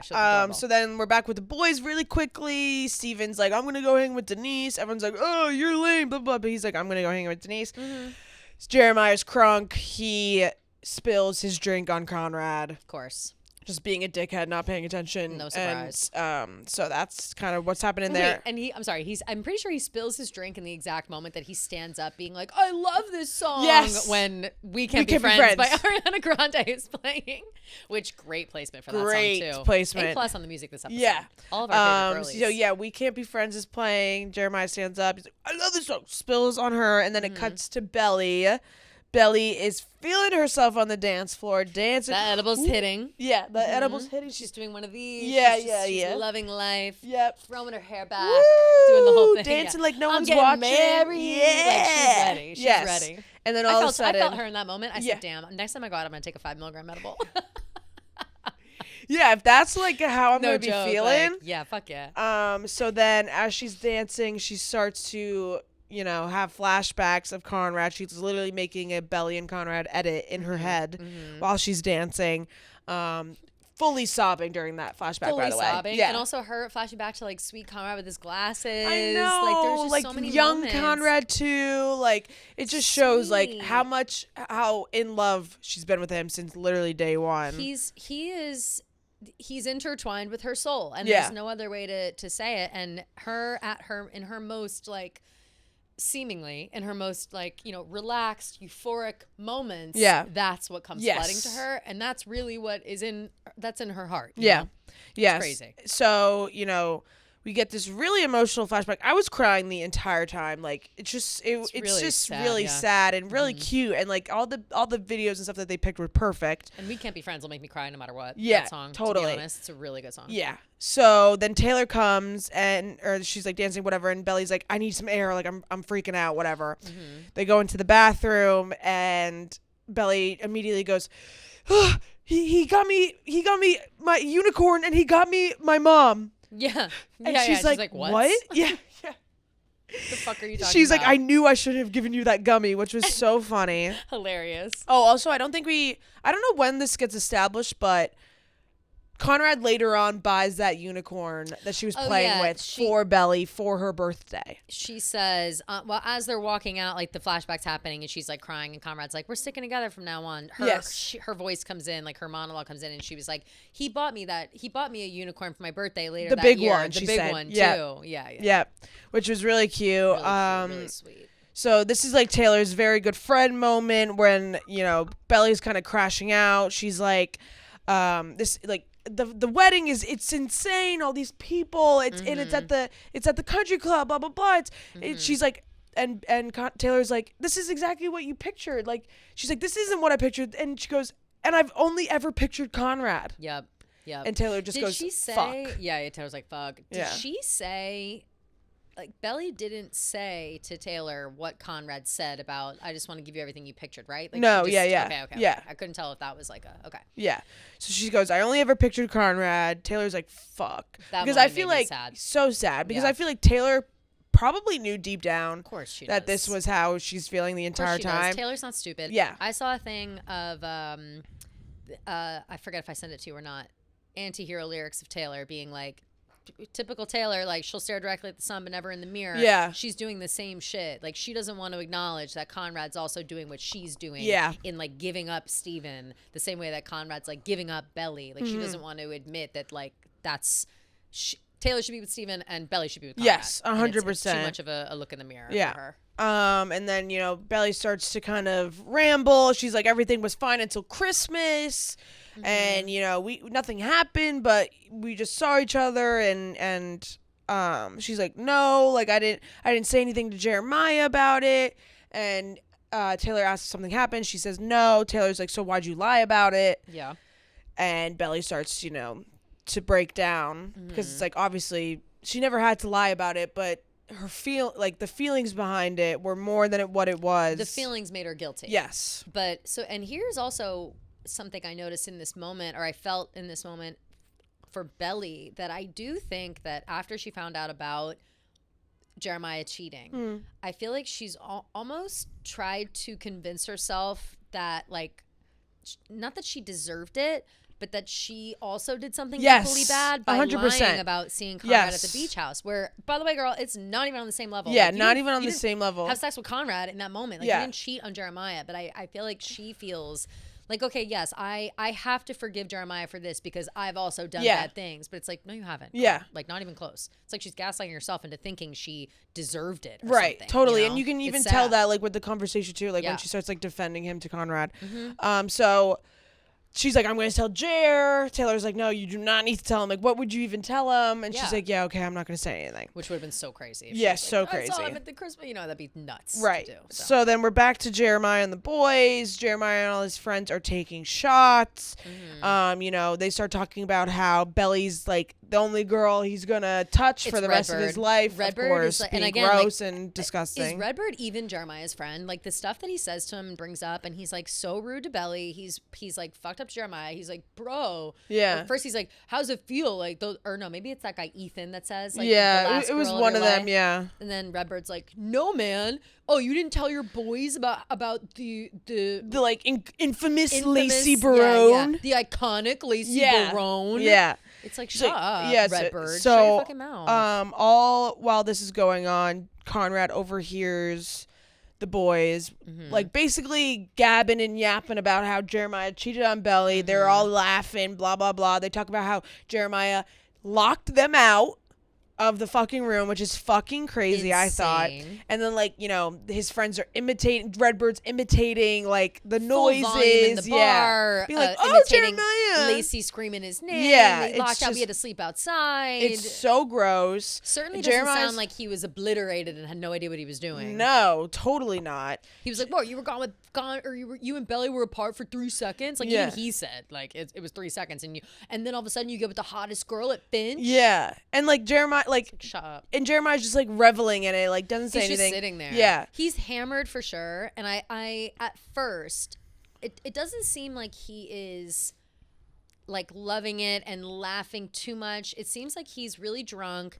He like should be more ashamed, but he's trying to act like it's like, it's no big deal. It's no big thing. Yeah. Like, that's the vibe I got of Jeremiah in that moment, where like if he had been sober, I feel like maybe he would have been like, dude, like, don't talk about that. Yeah. Like, that's my, whatever. But because he was like drunk and whatever and hanging with his boys, that he felt like, we can just. Like, I don't know. I feel like Jeremiah's the type of guy to like. He agreed for sure. Like brag about it to his friends.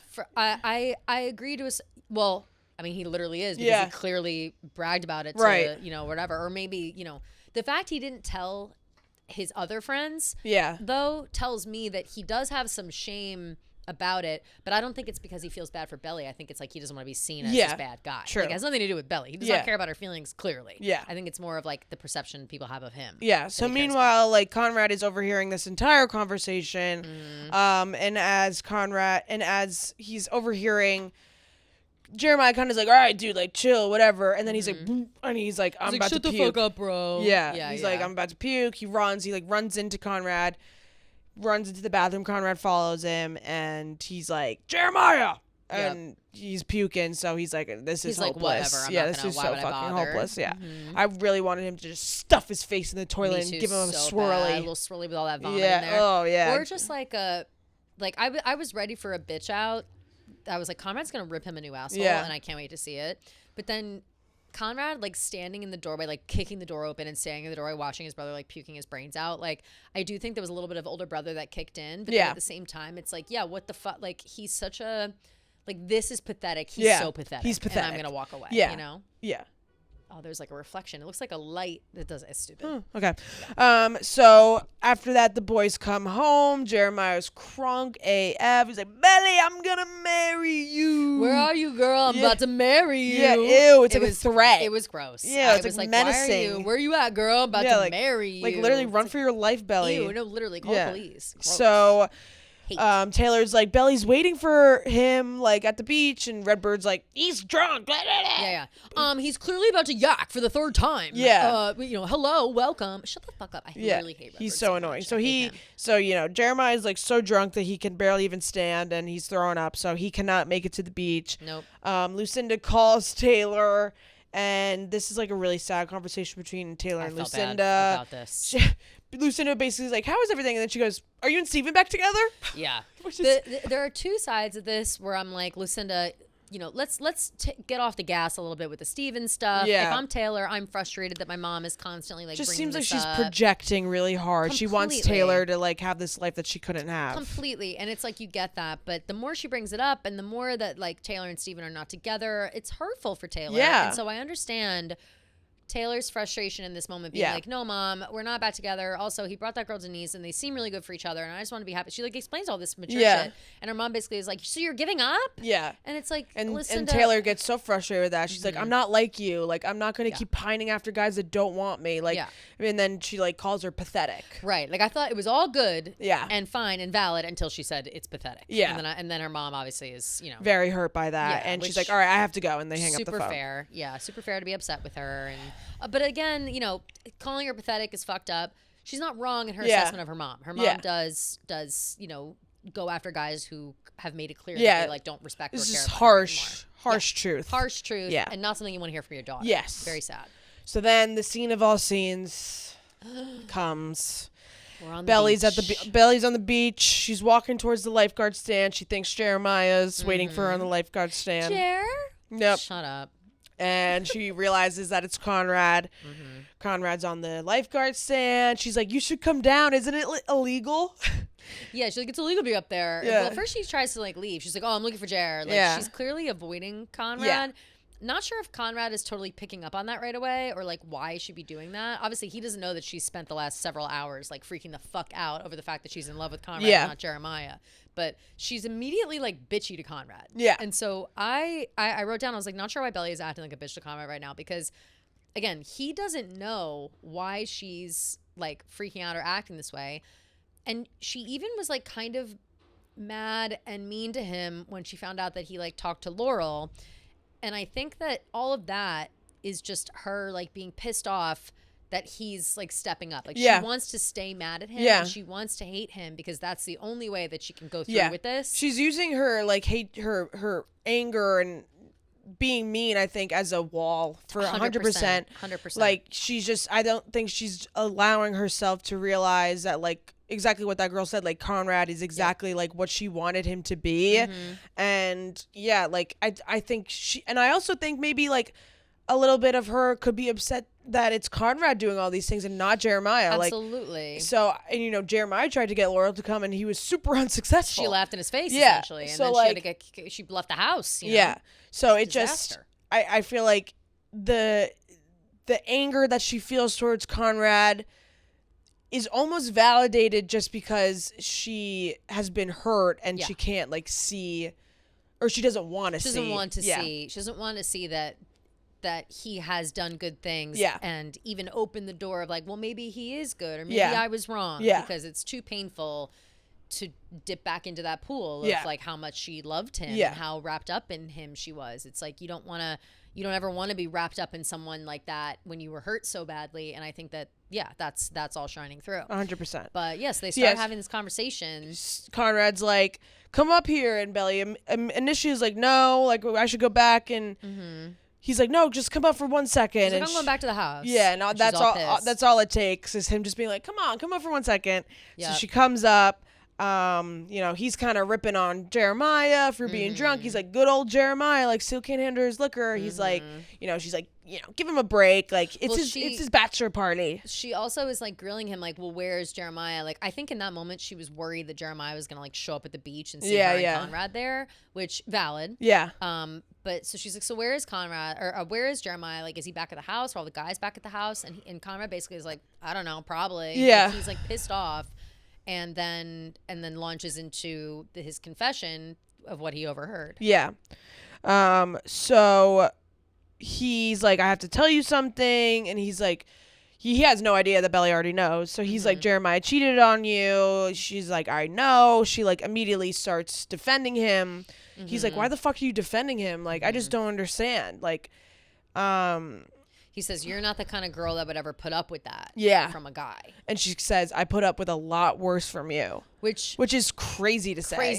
Because that's just not true at all. And then he was emotionally unavailable when his mom was dying. Jeremiah cheated on you. And Conrad goes, I didn't so much as look at another girl when we were together. Yeah.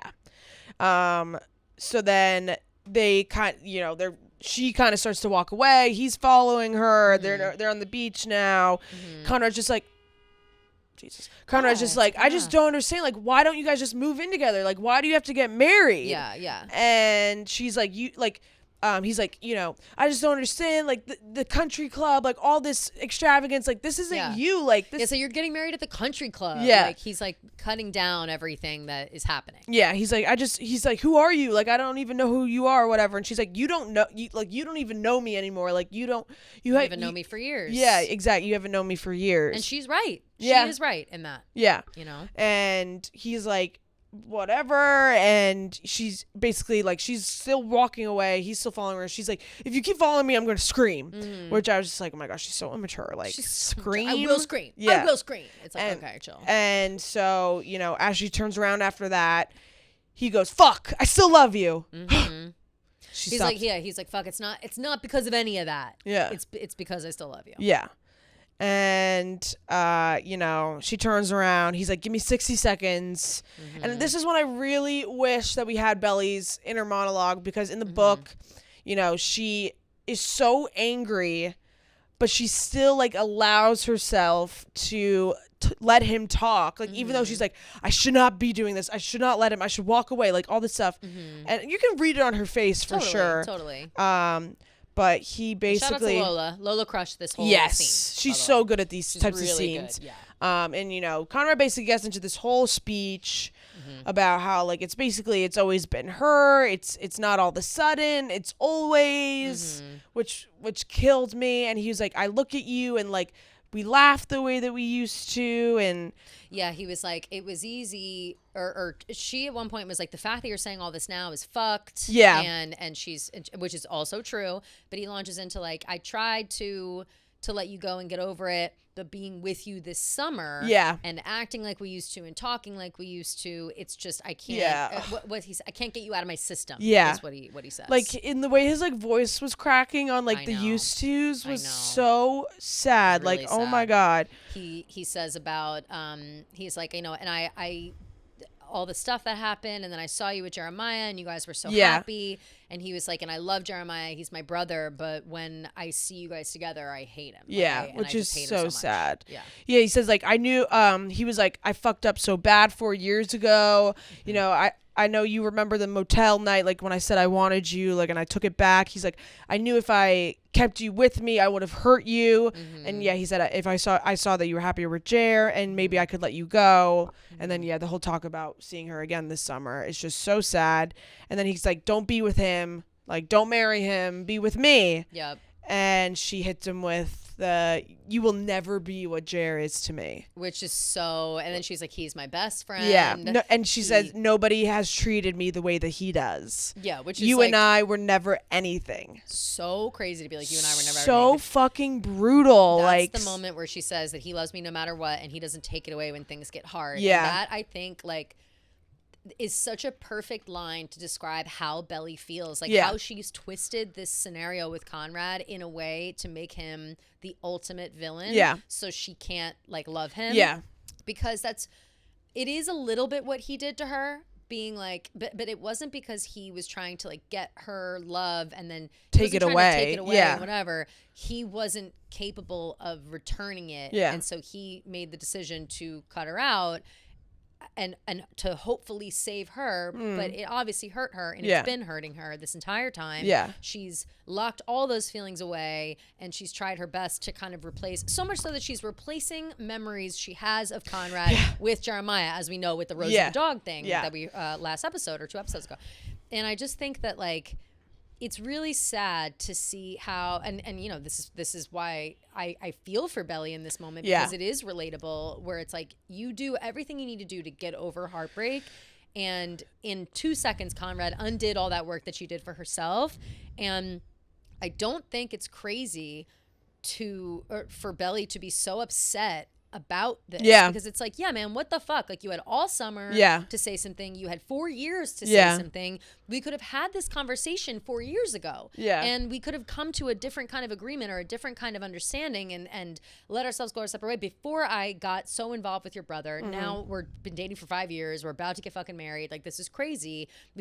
I went to college for him, like, all this bullshit. And it's like, it really is too little too late in this moment, and without giving Belly a second to believe Conrad, you know, because at what point, like, she believed him once, and he took it all away. So now she's just gonna 5 minutes before her wedding, and she even says, she's like, you're only saying this now because I'm marrying Jer. Like, you're upset and you're emotional and you, like, want to get one up on him, essentially, is what she's implying. And I think in reality it's the other way around. But and I think, like, it's not her fault for not believing him right away.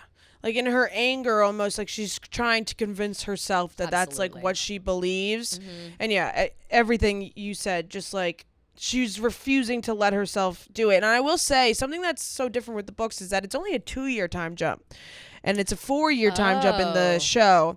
And I feel like 4 years makes it 4 years makes it worse. 10 times worse, and harder for her to grasp. Totally. And harder for her to be like, I just don't understand where this is coming from. It's been 4 fucking years. With nothing, right? It's not like he's been breadcrumbing the whole time or reached out, or that they even got to a place where they were friends. Like, this time that they spent at the cousin's house during this summer, and this, like, 6 weeks or whatever, is the most time they've spent together since Conrad broke up with her and all that shit. And then she, like, you know, started dating Jeremiah. She hasn't even seen him. He doesn't even come home. So it's like, so I think her anger is very valid. I agree.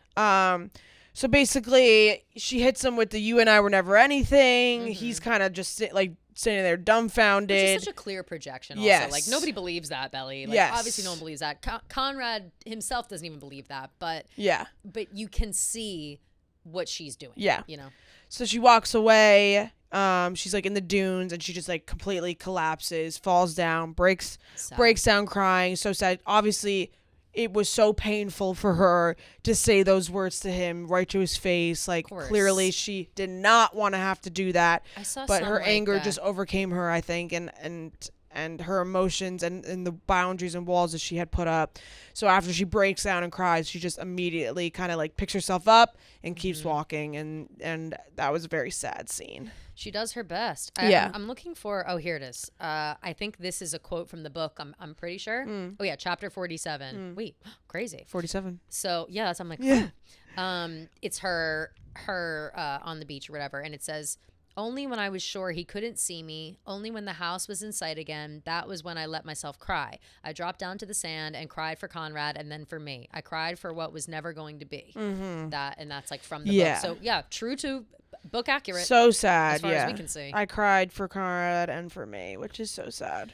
It's really sad because it's true. Like, it's not only is she sad for herself, but the fact that Conrad, it took him this fucking long to figure out how to express his emotions. And I wish Belly would realize that, like, if Conrad did try this, like, 2 years ago, 3 years ago, whatever, like, he wouldn't be the Conrad that he is now. Like, that's why it could work this time, because Conrad has put in the work for himself and, like, really shown that he's, like, a different person. Totally. And I think Belly has realized that, and that scares her a lot. Absolutely. Yeah. And we've got Love of My Life, or Loss of My Life. Oh, no, that's later. Sorry. Yeah. So then Denise and Steven are flirting at the hotel. Denise tells him that Taylor helped him.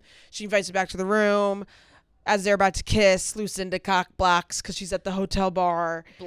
She's blackout drunk. She's crunk. She's like, Steven's like, fuck, I gotta help her. Lucinda's like, Taylor, blah blah blah. She's a bitch. She goes. Lucinda goes, oh, is that the girl? Like Taylor. I'm sorry. Steven and Denise are like about to kiss, and he's about to go upstairs with Denise. She's like, want to come to my room? He's like, yeah, and they're about to kiss, and then it's Steven literally from the hotel bar. And then she's like, oh, is that the girl? Taylor told me about it. And then he was like, yeah, that's her. And he's like, oh, I bet she's a lot nicer than Taylor, that bitch. Yeah. And then she's like falling over herself. Yeah. And then she kind of like immediately is like, oh, oops, whatever. She's like, I just feel so bad. Yeah. Look, I want her to be happy, whatever. And Steven's like, I know. She's like, I just want her to have a better life than me. Yeah. Like, and she says she's my one good thing, which is really sweet, Lucinda. And I feel for Lucinda always. Yeah. Like I feel for her. I think she's just kind of a mess of a person, and she has a lot of love to give, and she means well, and she just kind of gets swept up in stuff. 100%. I feel for her. So Steven's helping her back to her room, helping Lucinda back to the room. We go back to the cousin's house. Belly is in the upstairs walking through the hallway. She goes into Jeremiah's room. He's starfish. He's taking up the entire bed. Yeah. She's like, fuck, okay, I can't go in there. I also hate Jeremiah's room, how it's decorated. It's like a little kid, like so, with the checkers. Yeah, the checkered bed print is awful. So then she goes into her room. Taylor's sleeping in there. She's like, can I sleep with you tonight?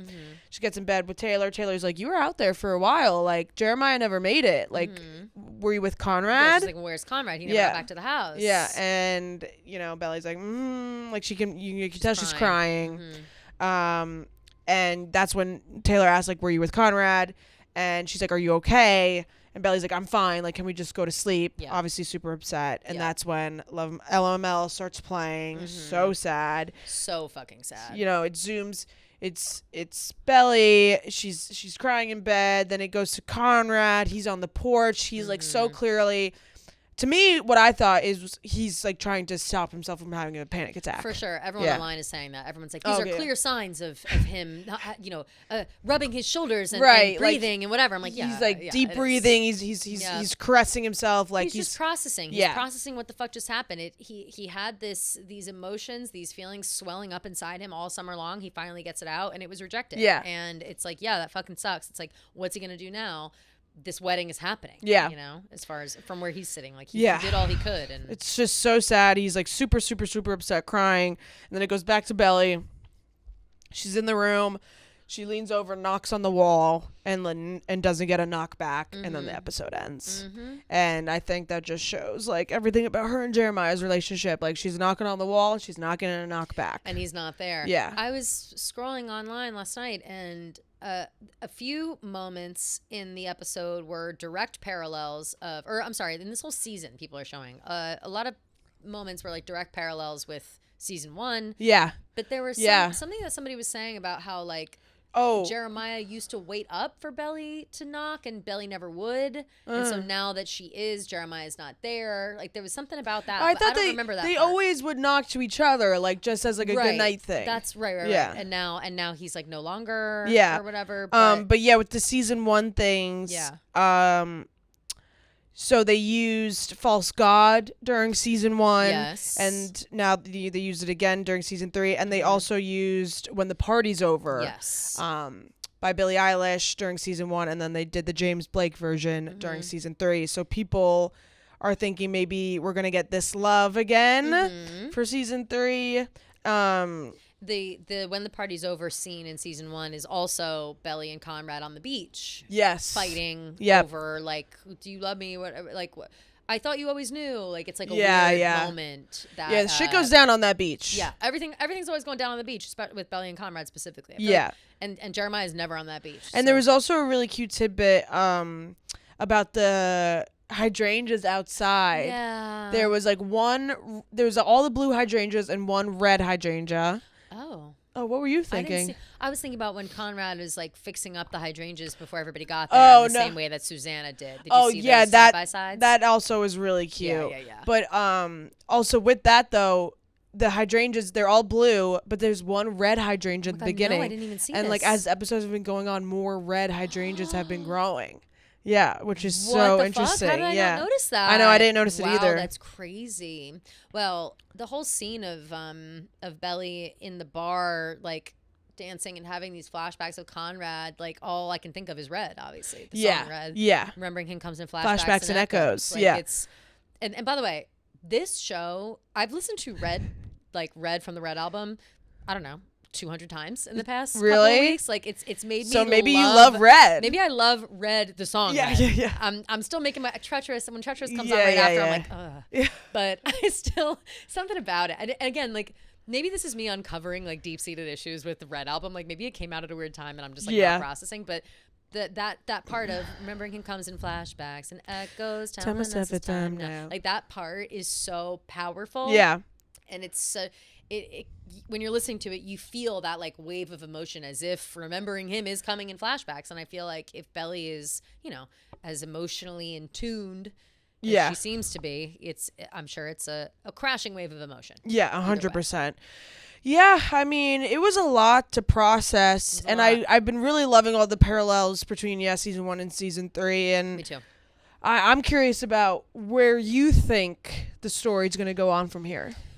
Great question, because I was thinking about it, and at this point, it's like, in my head, I'm like, they're going to call up the wedding, and Belly and Conrad are going to get together at some point. Like, it does feel like she's going to have a moment, and they're going to, like, run off into the sunset together. I'm just not sure how that works out with the family. Like, I'm getting too logistical with it. Yeah. In my head, it's like, duh, she loves him. She'll come to the realization they'll live happily ever after. However, what happens then to Jeremiah? Like, is Jeremiah cool with it? Is Jeremiah pissed off? Does he, leave the family? Does Adam turn on Conrad finally and think he's a scumbag? Like, at what point does it, well, I'm pretty sure Adam doesn't even know that Conrad and Belly dated. Definitely doesn't. He definitely doesn't. Definitely does not. So, like, that will be a shock for him. Now Kaylee's involved. I think Laurel won't be surprised. Like, that would never be, like, she's like, finally, thank God.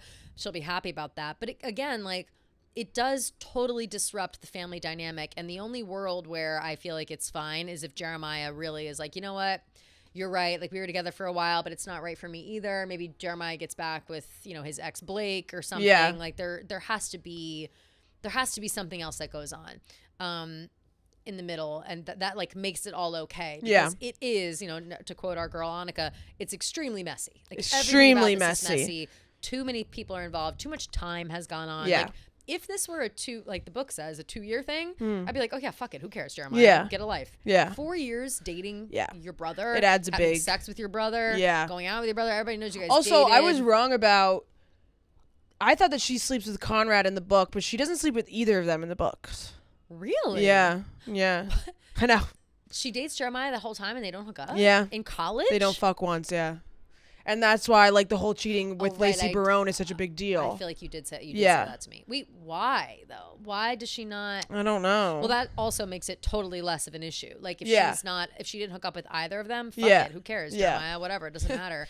But, having hooked up with both of them and being in a really long relationship with one of them, but then going back to the other one, it's very messy. Very messy. Very, very messy. But the heart wants what it wants. It wants what it wants, and I just want Conrad to be happy. I just want to see him smile once. I do too. And it'd be a genuine smile. Yeah. Yeah. There was that edit, that we were talking about before that you sent me of Conrad, or of Adam and Jeremiah. How Adam and Jeremiah, the parallels are the same, but then I think maybe in that same thing, it's like Adam loves Conrad or he likes Conrad more. Because he thinks because that's what he thinks he is. Like he thinks that Conrad is just like Adam. Yeah. When Adam thinks that. When in reality, Jeremiah is just like Adam. Yeah. And it's this very similar, I'll stare directly at the sun, but never in the mirror. Yeah. Like Adam doesn't want to see himself in Jeremiah because they are so similar, and he thinks that Conrad is like the best version of him, and that's, whatever, which is obviously untrue. And he's he's saying that, like, and also, like, growing up, everyone said, like, oh, he's like Adam and Jeremiah's like Susanna. Yep. But in reality, it's kind of the other way around. The other way around. Yeah. Jeremiah's just slowly morphing into Adam the more and more he's like prioritizes work over family. Absolutely. And I do think that Susanna would have known all this. Like, Susanna always was like, Conrad's our sensitive boy. Like, he's our whatever. Like, I don't think she ever thought he was like Adam. Yeah, I agree. If only she were still here. It's what Susanna would have wanted. It's what Susanna would have wanted. I'm going to do that every time I do something wrong. It's what Susanna would have wanted. It's what she would have wanted. Yeah. But all right. Wow. What a recap. Yes. Looking forward to episode 8 next week. Apparently it's going to be a real doozy, as always. And from here on out, every episode's a doozy. Yeah. Looking forward to it. Thank you guys for listening. Nice long episode today. Hopefully you guys enjoyed the combo with John Feidelberg and all of the voicemails and DMs and stuff. We love you guys so much, and we'll see you on Tuesday. Love you guys.